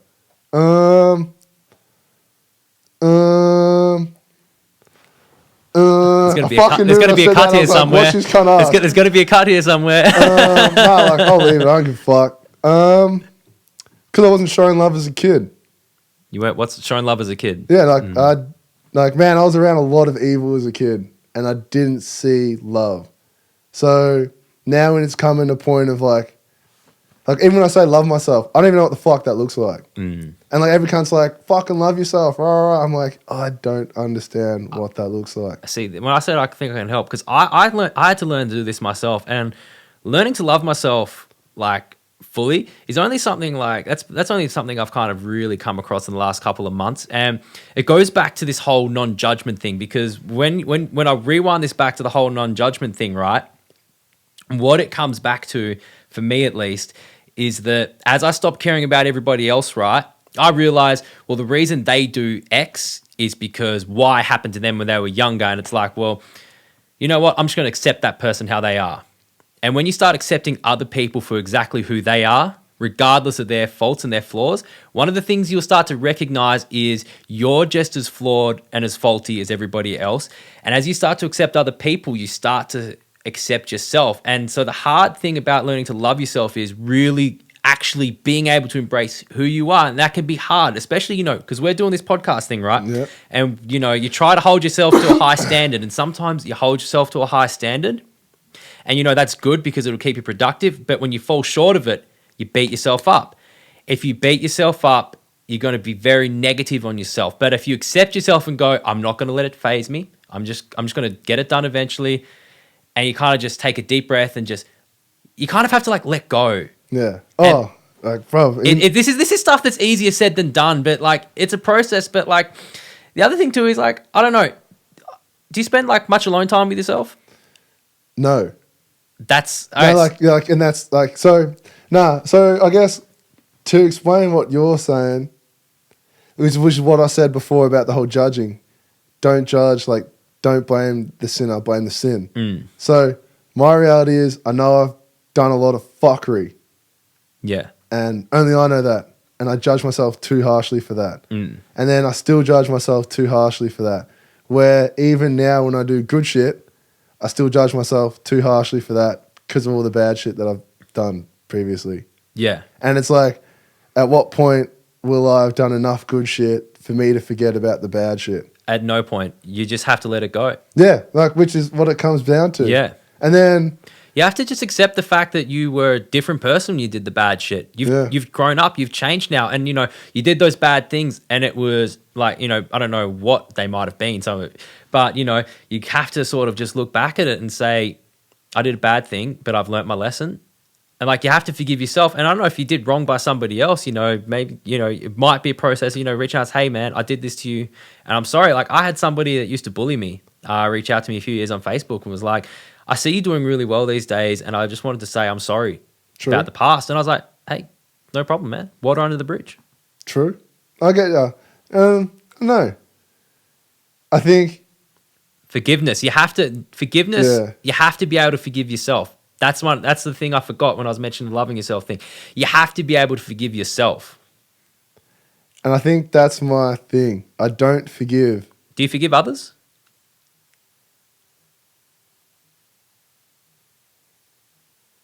Not ultimately, because I'll say I forgive you, but I'll never forget. And if I do that, it's have I really forgiven you? If I'm keeping you in arm's length because I haven't forgotten. So it's is that really forgiveness? Yeah. See, and just interesting, I want to draw this back just to the Bible, just because this is something that I came across that I thought was quite interesting. So it's one of the things that Jesus says, he goes how do you expect your Father in heaven to forgive you if you won't forgive others? And there's a whole parable about how one servant was forgiven by the master for not paying him back money. And then that servant goes and beats up another servant that owes him money. And the master's well, what the fuck's this all about, right? Yeah. I forgave you, you couldn't forgive him, shoo, go away, and kind of thing. And I suppose if you want to take this in a practical sense into real life, you really have to be able to forgive other people and let go of what other people have done to you in the past. True. And I think that's what it comes down to. And I think it's weird because I was thinking about it. I was who the fuck do I have to forgive? And then I was it's probably my parents. And I shit on them all the time here. And it's not mum now because we're sweet. But it's at the end of the day, I still think I probably haven't forgiven my parents. But then I don't even think about it. That's interesting because I did come across this guy on YouTube. I forget his name now, but one of the big things he's always telling people is have you forgiven your parents yet for ruining your life? And he just says that to everybody, just as an offhand remark. Straight up. And it's because your parents didn't know any better when they raised you. You were a new experiment for them. And his big thing there on, have you forgiven your parents? It's the truth. And then it's you won't realize there's so much. Because, like, especially when you're the oldest, like, they learnt with you. So it's like, it's not their fault that they made heaps of mistakes and shit. Yeah. And then I guess my dad was a cunt, so he did all this, like, fuckery. But even when I say that, you can hear how I haven't forgiven him. Yeah. But then it's just like, oh, well, maybe one day. And you see, I don't know what you've been through with that either. So, I can sit here and say it's all fine and dandy, like, forgive your parents. But, like, like I said, at the end of the day, it's one of those things that's easier said than done. Literally. But, like, I can't necessarily speak that it's going to work for everybody, but at least to me, and, like, my truth is, I truly believe that, like, when you forgive other people and you learn to let go, that's when you forgive yourself and that's when you love yourself. And that's why I asked, like, if you spend much time by yourself, because, like, journaling, reading, even like sometimes just sitting somewhere in nature, I mean, for me, because I'm Christian, I also pray. That's one of my things I do. Some people meditate. I think spending that time with yourself helps you also get to know yourself. And then also, you ask my housemates, I get pretty goofy as well. Like, I'm around the house, my headphones on, I'm dancing while I'm doing my meal prep, my cooking. Like, when I'm by myself, I'm a goofy motherfucker. I crack jokes to myself. Yeah. And it's like, one of the greatest things I've learned to develop in life is to be more of my goofy self I am when I'm by myself around other people. Yeah, because that's the real you. Yeah. And no, I guess for me, I've realized it now. So I was like, I'm just getting to get the right help that I need. And I think that was my biggest problem. I think I always told the wrong person. So it was like, I could have dealt with this so much sooner if I'd told the right people rather than the wrong people. And that's why I was like, preach, like, get help. Like, fucking people need help. Like, you can do things by yourself, but it's easier if you ask the right people for help. Yeah. And it's like, that's how I'm going to deal with that. Because it's like, fuck it. And there's somebody that's listening that's going to be sad if I said that, and fuck you. Because you know the reason I think like that. But it's the truth. Like, sometimes you just need to get help from the right people. Yeah, and, like, that can be hard, God, what was it? I came across a quote today, and I was like, that's actually a great quote. And it was like, don't be influenced by an opinion of somebody you wouldn't ask for advice from. So it's like... Yeah, 100%. And on that note, it's like, it's hard to know who to get advice from, but, like, you really have to be careful whose advice you take on as well. That's where it comes back to you. You have to place value on someone else. And then, like, that's where it comes, like, that conversation again, where it's a learning experience. If I value you as a person, I'll have an engaging conversation, which means it's like, I will now care about your opinion, especially in regards to me, maybe. Or, like, I will care about, like, what you have to say because I care about you, because I'm engaged enough in a conversation. But if I'm reading a comment and someone's like, you're fucking... Something's fucked up. First comment in this video, go forgive your dad. There's going to be a troll somewhere. Oh, no, but then it's like, and it's like, well, then, because then that's the opposite, because that's one I should be listening to. Whereas if it's someone that just said some negative shit, like if I took that on board, I'm like... Yeah. How do you... I think something interesting as well, just because, this is something we're going to have to deal with, and maybe someone else out there is doing this too. Gary Vee says he's as numb to his positive comments as he is his negative, because if he took in the positive... he'd also be taken in the negative. Well, it's so, like, that's almost crystal clear. Because it's like, if you'd ask anybody about anyone, it's like, reflect on a positive experience. You'd be like, reflect on a negative one, bang. Yeah. So it's like, there's something about a negative experience, thought, or emotion that you just, I guess because it hurts. Yeah. So, like, that's why you don't forget. I sometimes still remember, like, some embarrassing shit I would have done when I was blackout drunk years ago. And it's like, oh. Yeah. But then what the weirdest thing is, so what, is it just numbness where you turn it off so you don't hear any positive and you don't hear any negative? Or is there a balance where you can hear the positive more than the negative? I've got a slight theory on Gary Vee, actually. Let me hear it. just a slight one.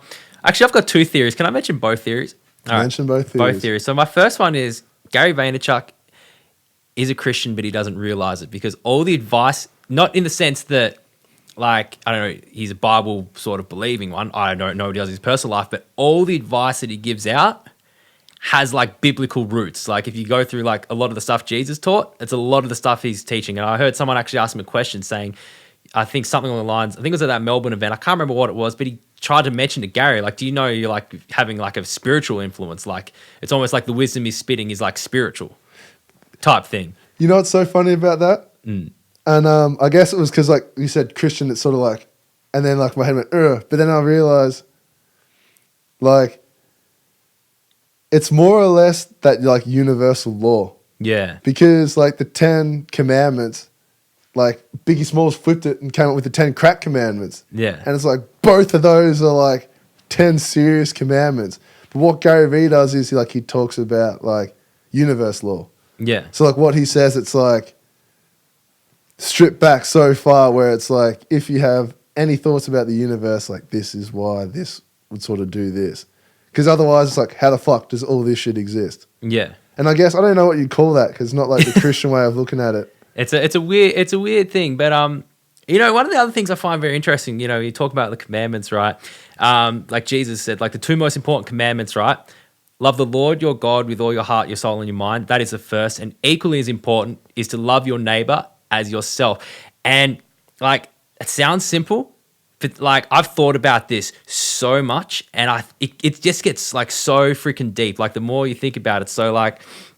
Because then that all comes back to the loving yourself and then not judging other people, right? And then that's so when you don't judge other people, you don't judge yourself. When you love yourself, you're able to love other people. And then that's also the whole idea of treating other people how you want to be treated. But the one that I'm trying to figure out as well is like the love the Lord your God with all your heart, which I think for me being a Christian, that's definitely important. But what could be like a more rational way to think about that? And I think the more rational and like real world way to think about that is almost like make sure what your purpose is like sort of like the most important aim, like loving God. Because I'd say like the purpose is like God's plan. When you're living your purpose, you're living out God's plan. That's like the idea of it. That's the reason why it kind of draws at you. And so to love and honor God with all your heart is to go after your purpose full throttle. That's the way I've kind of thought about this. I see you. And I'm trying to think, like, what would you like? It's funny how it's like not shitting on like religion, but it's like the same arguments made for the universe. It's like, I don't know, surely they fucking are calling this some shit. But it's like, if you trust in the universe that's put you here for you to serve your purpose, like as long as you do that, like, good luck. Yeah. But it's just like, how do you find that? And I guess like that, but then that's the trick for like all humans. It's like you got to find it's like almost like you have to find your place amongst all the chaos and then just find your place, execute it and be happy. Yeah. And I think like probably the most important thing is like, I suppose, how would you know when you're on your purpose? That's going to be different for everybody. And that's like it's like a very hard idea to try and conceptualize. You know, yeah, but yes and no. I suppose to me, anything that is your purpose is going to have a positive impact on other people around you. In my opinion, I think, you know, a lot of people will say when they help other people, it's the most rewarding thing you'll ever do, and I think that's very, very true. You're not wrong, but then like that, not taken away from what you said because all that was spot on. But the whole like I lost it in what you just said. No, if it comes back, it comes back, but I don't think it will. What did I say yes or no to? What did I say yes or no to? I don't know. Fuck. I can't remember, but anyway, it's like regardless. All right, but like if we want to, I don't know if we want to pull this back a bit now. My second Gary Vee theory. Get to that. So my second one is, you know how like when you're on social media, and you know like every like is a dopamine hit. Yep. You know how Gary's like always jacked up, and people always like, you on Adderall or something? It's that. I have a theory that he's just jacked up on all the social media attention he gets. I honestly think that's what keeps him going. That's attention. Yeah. Attention's a drug. Yeah. Like, imagine, it'd be ridiculous if you had DMs like 10 million. Yeah, like, it's fuck. But not only that, imagine. And they're all saying, you changed my life. Thank you. Yeah. Well, not only that, like, okay, they're great ones as well. What about business opportunities? Like, so much more comes out of that. And for you not to be excited about that, it's like, well, fuck, it's on you. Like, because it's like all that attention, it's like if you're not making the most of all that attention, like, what are you even doing? So it's like and then I guess that just comes to being grateful. Like, he's grateful for all the attention. That's why he's... Gratefulness, like man. that. Gratefulness. Oh, my God. I can't believe it took me so long to get that concept, to actually fully understand it. Like, I tell you what, like, every time I have a bad day, like, and it takes time. Sometimes, you know, being grateful doesn't feel like it's enough, but honestly, it's all it is. Like, the one thing I always remind myself, you got a roof over your head, you got food in your stomach, like, you live better than 90% of like human history. Like, congratulations, welcome, you've made it. Literally. You literally have nothing to worry about. This is one of the reasons why, like, I understand why people like freak out because of like things like FOMO, for example, because we're social beings. And once upon a time, if you didn't have social status, you know, you might not get looked after by your tribe. Literally. So that becomes like this whole thing where, like, if you have a low social status, it can seem like the end of the world. So that's why FOMO is a real thing. But at the same time, do we need FOMO over here in the West where, like, we've got everything you could possibly need to survive? Like, we've nailed survival to a T for the most part. Most of us will never go hungry. Most of us will never go thirsty. A lot of us will never not have a roof over their head. So we should be grateful for that. But that's what's changed. We're not trying to survive as tribes anymore. No. Instead, it's like a pissing contest of like, oh, I just bought this nice house. Oh, my neighbour just bought a nice house. Oh, my neighbour just bought a new Jeep. I need to buy a new Jeep. And it's like, what are you doing? Yeah. It's literally, it's like you're competing with each other. And it's subconsciously, because it's not like you're having these conversations with your neighbour. Yeah. You're literally just looking at him, you're like, fuck, I need one of them. And this is what, like, you know, this is what happens a lot when I was saying there's a lot of negative content. Not just negative sometimes. If all your Instagram feed is like, you know, that, you know, like the travel bloggers, and you're going through like all their photos, you're like, man, I wish I could live a life where all I did was just travel and do all that bullshit. And like, you're sitting there just thinking about everybody else's life, and then now you're judging your life compared to theirs, and then that creates like its own level of FOMO. And it's like, it's near inescapable to a degree. And like, I think one of the most valuable skills like anybody can learn to do in today's day and age with all the social media is to learn to switch off from that. Literally. And it's hard, man. No, but it is, but it isn't. To switch off from that, you have to stop playing that game. You know what I call this, actually? Well, I call it the devil's game. Interesting. Because, like, well, as I was saying before, like, you know, I said we're on your purpose. I call that God's plan. Yeah. I call anything that takes you away from that, like, the devil's game. So when you start getting caught up in, like, jealousy, when you start getting caught up in, like, chasing your pleasures, because, you know, there's a time and place for everything. Yeah. There really is. And it's like, I don't think there's necessarily anything, like, okay, there are some things that are bad, but, you know, it's like, for example, eating a donut isn't a bad thing, right? But let's say you got a fitness goal and you eat 10 donuts. That's a bad thing. So anything that's like tempting, that's going to give you that instant gratification that you can fall into, that's going to get you off your purpose, I call that the devil's game. Interesting. I guess I interpret that differently. I thought you were talking more or less about like the rat race and like how we're all competing with each other. That also, I suppose, is a bit of a part of it as well, because that creates a lot of materialism and jealousy. And like what Gary Vee likes to point out to people is, you know, you only want to earn all this money to buy shit to show off to other people, and you don't even care about it. Literally. And that's what it is. But then that's when it comes back to the whole rat race thing. It's removing yourself from that. Because the minute you remove yourself from that, you're like, hold on, I don't need all this new fancy shit. Because it's like, what the fuck am I going to do with it? So here's something I struggle with, right? Because sometimes when people think, oh, you know, chase after your purpose or whatever, or anything along those lines, they think, a lot of people think bad about 9-to-5 jobs. And I get it, man. Some of them can be boring and like soul sucking. And if you're in that position, like, you know, work towards maybe getting yourself something you might enjoy more. But, you know, people criticize a rat race. They go, well, all of us live in the rat race. It's like, yeah, but like you said, you can remove yourself from that thought process. You could probably find a 9-to-5 job that you might find more enjoyable. You can learn to disconnect from the whole materialism and consumption that the rest of society is going into, because you can look at it quite clearly and see none of those things will ever actually satisfy you. Find what will. Wait, so what troubles you out of all that? As in what? Wait, what troubles you there? What troubles me? Yeah. With what? Because you know how you said this is what I struggle with? What I struggle with? Yeah. Hang on. I'm trying to think back to what I said. So what troubles me? Yeah. You led that with this is what I struggle with. This is what I struggle with. Yeah. Oh, God. So like, oh yeah, that was like the whole idea of like with people with 9-to-5s, right? Oh, what I struggle with is like, I kind of knock on them, but not, because it's like they can sort of be A necessary evil. A necessary evil. But it's like, if you're able to get the right perspective on what you're doing and how like amazing your life can still be, like you work a 9 to 5, like you work 38 hours a week. Okay, so a lot of your time gets drained Monday through to Friday, but you still have a lot of free time on your hands to explore things that you do enjoy. So you might have to sell some time to the man, but guess what?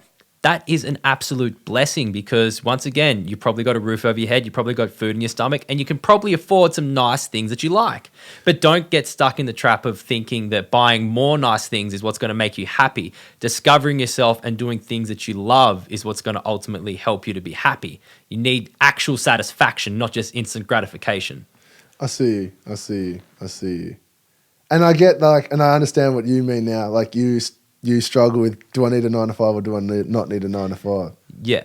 And I guess, like this is another thing we say all the time, like stay in your lane. Yeah. Like if you don't have the means to support yourself not doing a 9 to 5, then you should probably go and do a 9 to 5 until 100%. you've got the means to support yourself. And I guess it's all like timing's everything as well. Like you can work 38 hours a week, but if that job's mentally draining you so that you can't put like energy into other areas of your life that you actually want to achieve, then that's where you need to look at it. Yeah. But if that's not doing that for you, then like instead of focusing on the negative of like, oh, I've got no energy and shit, but I love what I'm doing, so we'll figure out how to better manage that rather than just getting caught up. And once you get caught up, it just fucking brings you straight back to the ground. And when you're caught up, that's the devil's game right there. Interesting. Keeps you caught up, keep in that negative headspace. Yeah, literally. So I guess the devil's game for you is like anything shit. Not like anything shit, but like anything that's going to keep you down. You know what I mean? So it's like... Shit things keep you down. Yeah, they do. They really do. But like one of the ways I like to see it, all right, so here's... this, and you might find this interesting. I don't know how well I'm going to be able to articulate this, but I saw that the Israelites in Egypt right there, and it kind of just reminded me, you know the story in Exodus, right? I'm so happy that you saw that. I don't know what that book's about, but it just... No, that's a vinyl, so it's a record. Okay, that's a record. Oh, okay. Yeah. But what it had me thinking is like, so one thing I don't think people realize about some of the stories in the Bible is they're supposed, like, did they happen? Who knows? I'm not going to say whether they did or they're not. But what people don't realize is they're a story about us. So Exodus, right? That's the whole story about Moses leading the Israelites out of Egypt. The Israelites were a slave to Pharaoh, right? The Egyptian king. Yeah. So think about this. You're the Israelites and Pharaoh is your vice. Pharaoh is that thing in your life that is holding you back from your purpose and your potential. And Moses is there, right? Moses is like your soul or like your purpose. Like, yo, hey, I want to lead you away from Pharaoh. I need to get you away from your desires, right? And then it's like, okay, but that's going to be hard. And then, lots of things happen in that story. And then they get away from Pharaoh, right? And what happens next? Before they get to the promised land, they have to go through the wilderness. And that is a story about life because, you're going to have that thing holding you back from your purpose. Pharaoh is going to be there. If you follow Moses, he will lead you away from Pharaoh. He'll get you out of that slavery. But then you got to go through the wilderness, man. And before you get to that promised land, and once you get to the promised land, what's the continuing story of the Bible? The Israelites, they honor God. They build up a great nation. They get destroyed. God says, hang on, I still love you guys. Come back, honor me again. So they do that. But they keep going through this repeating cycle. And life is like that cycle, It is. And the wilderness is everything you need to overcome to find the promised land. Yeah, that's it. But what's so funny about... Nah, it's actually fucking very inappropriate. Just say it. Like, nah, this is like mad inappropriate. Oh, fuck it. Who's it going to offend? Is it going to offend? Probably offend people that have something with religion. Okay. But I was listening to a podcast the other day, and they were like, because Egypt's in Africa and shit, and the whole concept of how there's not a black person being mentioned, blah, blah, blah. And the person that was saying it was like, maybe like Jesus was able to walk on water because he was just the first black person that could swim, and people just didn't know how to explain it. So they were just like, that cunt's walking on water because no one understood the concept of swimming. And I don't know, for some reason that came in my head. That's why I was sitting there and I was just like, that shit was hilarious. Nah, but fuck. So what's next for Zac? What's next for me? Well, I suppose what's next is I'm going to start this new job and I'm really going to knuckle down in this career. I'm actually very excited to have an opportunity to work myself in a career that's got a lot of progression. I've spent a lot of time staying in my lane. I actually had a friend, tell me like, hey, you got that Running from Comfort podcast? Yeah. She's like, you're in your comfort zone. Shout out, Mia. I'm going to force you to watch this. So you're the one who reminded me of this point. And not long after that was when this job opportunity came up. And the funny thing about this is everything, I feel like personally in my life right now, I've had a lot of blessings just like compounding and almost in like a synchronistic type nature. It's like I let go of the wheel a little bit. I trust the big G and things just start happening. And I felt like when I was trying to do things on my own, I was staying in the rut and I was always falling apart. So just for me personally, I just want to put it out there because it's my truth. And that is that when like I said it then, when I took the hands off the wheel and I kind of was more like, hey, God, why don't you direct my life? Things started happening. This job that I'm about to start now literally came out of nowhere. I pressed a button on LinkedIn. I was at the interview. It was really weird. There was a couple other things about it that were synchronistic. I won't dive into it because it might get a bit too woo-woo, but anyways. No, I getcha. On this point, the other next big thing that's coming up is, I'm going to make a big push for my podcast to be a weekly show because I'm inspired by you doing that weekly shit. And what we never got into? What do we never get into? We never got into how Gary Vee is going to be a guest on my podcast in a year's time. Wait, and that's like, I was going to segue that into like all the Gary Vee shit, but we just took another direction. So, tell the people what you're talking about. So if you go onto Gary Vee's YouTube channel and you go to his Melbourne keynote speech, and that was only uploaded about a month ago, if you go to about 40 minutes in, you'll see me nervous as fuck asking him a question. And then after that question, and this goes back all the way to the beginning where I said taking action. So I'm a bit of an unorganized person at times, and that's one of my things that holds me back. That's one of my pharaohs, trying to overcome my unorganizedness. But I'm not really unorganized. I just made up a word. But what I do is I give very small amount of fucks, and I will just take action and do stuff. So I stood up in front of Gary Vee and I was like, while I had him there with my question, I was like, right, will you come on my podcast? You're my dream guest. And he shut me down. He's like, nope. And 5,000 people got to laugh at me. But then he was like, hang on, if you send me this email in a year's time, I will come on your show. So my call out is Gary Vee. I've got the footage. He also put this, me asking him to come on the podcast, on his story. So 1 year's time on my podcast, you look out. Gary Vaynerchuk's going to be on there. I'm saying it right now. Look out for that one. There's something more serious that you need to address in that. What was your first question? My first question was, and, I was actually very curious about his answer. And you know what? I feel like his answer might have been a little bit of a cop-out, not to just anyways. I asked Gary, I said, Gary, a lot of people, they struggle when they, a lot of people have a lot of mental health struggle in terms of social media. And I was like, do you in any way, shape or form disconnect from it? Because he's on there all the time. He's always posting. And he just said, I don't disconnect from social media at all. I find it doesn't affect me, which fair enough, it doesn't affect him. But the point he made, and I thought this was an interesting point, and I've really been thinking about this a lot. He said, I feel like social media isn't changing people. It's rather just exposing us, and it's exposing us at scale. But I think there is definitely some truth to that. But I do really believe there is a deeper part of it where it's like it is changing us in the sense that there is a lot more information out there. Like, going back to what I was saying about FOMO, where you're scrolling through everybody else's fantastic life. We didn't have Instagram back then, so people might have been jealous, but, they wouldn't have been experiencing jealousy at scale. And there is actual statistics. If you want to get into this, a book called The Coddling of the American Mind, really good book. They go through the statistics that show that children that have grown up with social media, like their rates of depression and anxiety and suicide, like skyrocket. So I think there's some evidence to show that social media is changing us, definitely. But I think it is also very true that it is also exposing us. Yeah, and then it's funny because I guess with Gary, I think to give yourself a little bit more clarity, acknowledge that the attention's a drug for him. So why would it be a negative? No. It'd be a different story if like 10 million people said, fuck you. And I wonder if he'd be able to tune that out. You know how I wonder what would happen to Gary if tomorrow all his attention just sucked down to zero. What would happen to him? That's something I'd want to know.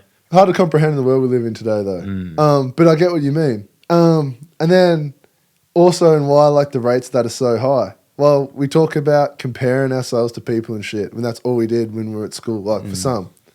So imagine that's all you do at school, but now you've got Instagram and you're fucking looking at everyone all the time. You're constantly comparing. You're constantly beating yourself up. It's so addictive. Here's my other thing about social media. Like, I don't hate it and I don't want to demonize it, but you know what?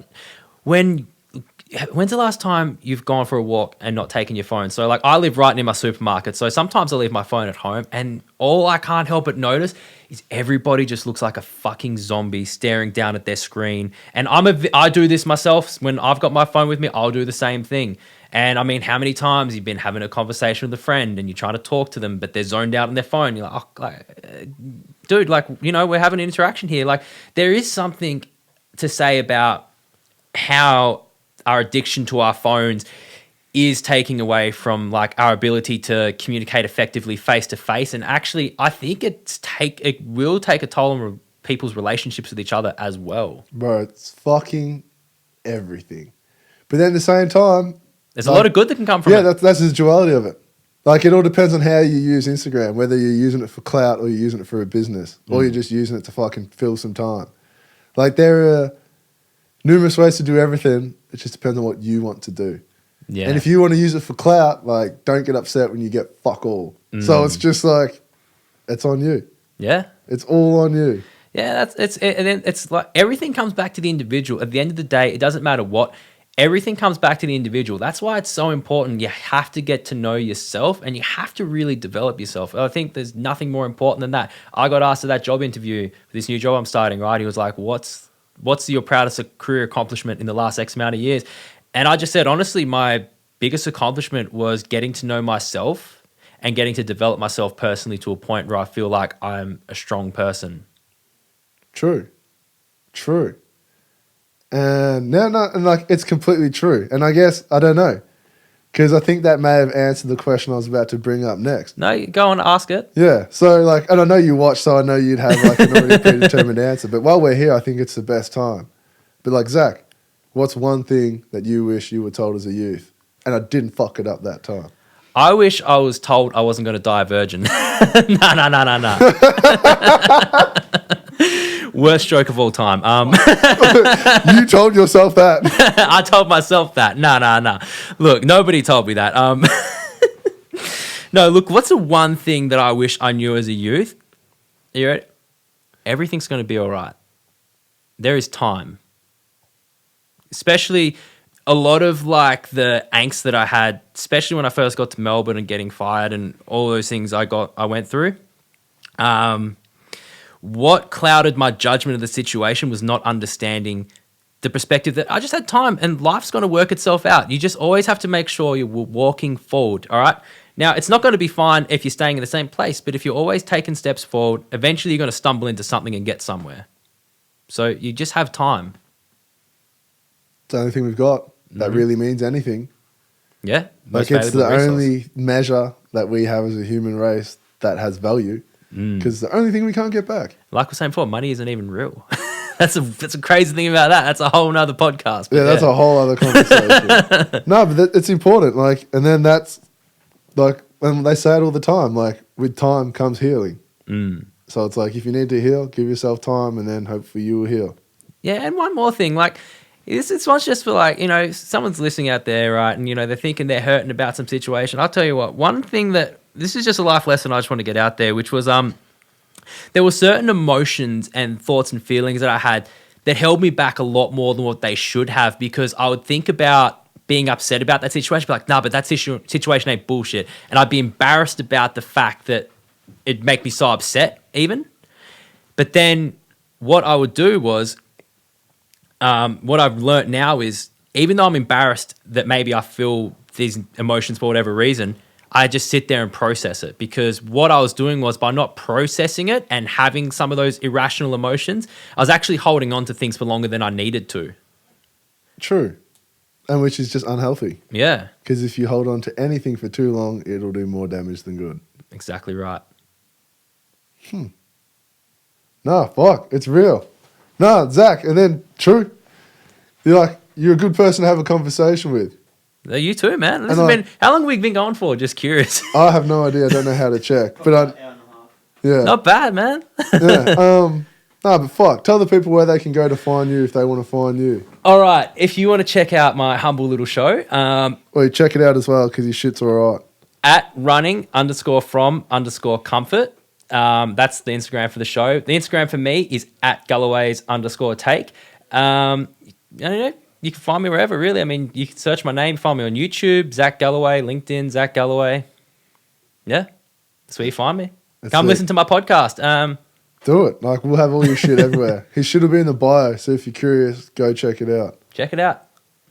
That's it. No, well, Zac, I couldn't thank you anymore for coming down. Man, thank you for having me. It's been an absolute pleasure. I'm glad I finally got to sit in the casting couch. Lucky it ain't black. No, fuck. Yeah, no, couldn't thank you anymore for coming down. I know we've been talking about it for a while, and I think it was the perfect timing as well. I actually feel that too. I felt like, when we first were trying to organise it, I feel like I'd learned so much just in between that time to now. We're forever learning. Yeah. And, like, we'll definitely do another one in some time. Yeah. Yeah. Like, me and Liam have some other ideas that we're brewing, and, like, I think you're involved in that process. All right. Or, like, not you're involved, you should be involved in that process. Hit me up. I'm keen. No, we'll do it. But no, Zac, I couldn't thank you anymore for coming. Like, you've shared with us a lot. You've made me expose more of myself, which I fucking don't like doing. And here I am. Done it anyway. Don't wait till you get on my show. When Dre gets on my show, you guys wait. I'm going to make sure we learn all these things. Good luck. Good luck. Nah, but like, I'll tell my truth sometimes. Yeah. Like when I can be fucked. You just have to catch me on a good day. You catch me in my feelings like this, I'll say some fuckery. You catch me on a good day, it's like, I'll speak my truth. Speak my truth. That's the thing. Own your truth, man. Like sometimes, it's hard to own your truth, but own it. We have time and we have our truth. And oh man, I just want to throw in one more point. I know we wrapped this up already, but this is something that like I was just thinking about, man. I think this is one of those things I think about a lot, right? Oh, man, it's like I think that something that happens, and I don't know, I kind of just have this view. I think it might affect relationships. In the world these days, like because everyone's got their own truth, which means everybody has their own opinion, right? I think what ruins relationships is like trying to force other people to like believe your truth. And I think that like the answer to that is instead of that, be empathetic as to why somebody has that truth. I see. Rather than trying to like force your truth down somebody else's throat, be empathetic about why they have their truth. And also maybe if it's somebody who you might need to actually change their mind on something, if you're actually empathetic to why that is their truth and you hear them out, and then you maybe explain your position, then you might be at a point where you can actually have a conversation and both people might go away from that and learn. You know who said that? Oh, great. Nah, yeah, it's to a degree. But my father's barber. That comes down to seek to understand rather than to be understood. Yeah. That was me. I used to try to be understood, but now I more or less just try to understand other people. And just quickly, like, I think we're in the world sometimes there are certain things that like they become very hot topics very quick. And like there are some things you almost can't have a conversation about. And I think there are some very important conversations that are not being had because of that. And I think as a whole, the world needs to get off this is the truth mentality and where everybody gets mad and offended. And we just all take a step back and be like, why is this your truth? Why is this my truth? Let's come together and see where we meet in the middle. Because I find a lot of the times people are on a lot more on the same page and what they realize, they just won't have the conversation. And sometimes that can take bravery to have that conversation. Mm-hmm. And then even just for relationships, in doing what you're talking about is that acknowledgement. And this is what Greg said, in that you're not a half. Like you are you, your partner's a whole. Like together you're a team. You're not fucking half of each other. Like when one half fucks off, like the team falls. It's like, no, you are you, they are them. If you're compatible together, grow together. If you're not compatible together, like you will grow apart. Oh yeah. Quick last bit of advice. Don't stay in a toxic relationship. I've been in one. Don't stay in it. Even better advice, don't do toxic shit. Yeah, I can't say that I was perfect in it either. So there you go. Well, none of us are. And even still to this day, we're still trying to figure out toxic shit. Sometimes we do Yeah. toxic shit and we don't even know what it is. Yeah. Toxic shit can be negative thinking. Yeah. So it's like, it can be fucking anything. Mm. Anything. But I guess All right. we're at that time of the day. Thank you for watching, everyone. Stay safe. One love. Different kind of genius done this week. Liam, wrap that shit up. Zach, I appreciate you, my brother. I really do. Appreciate you too, man.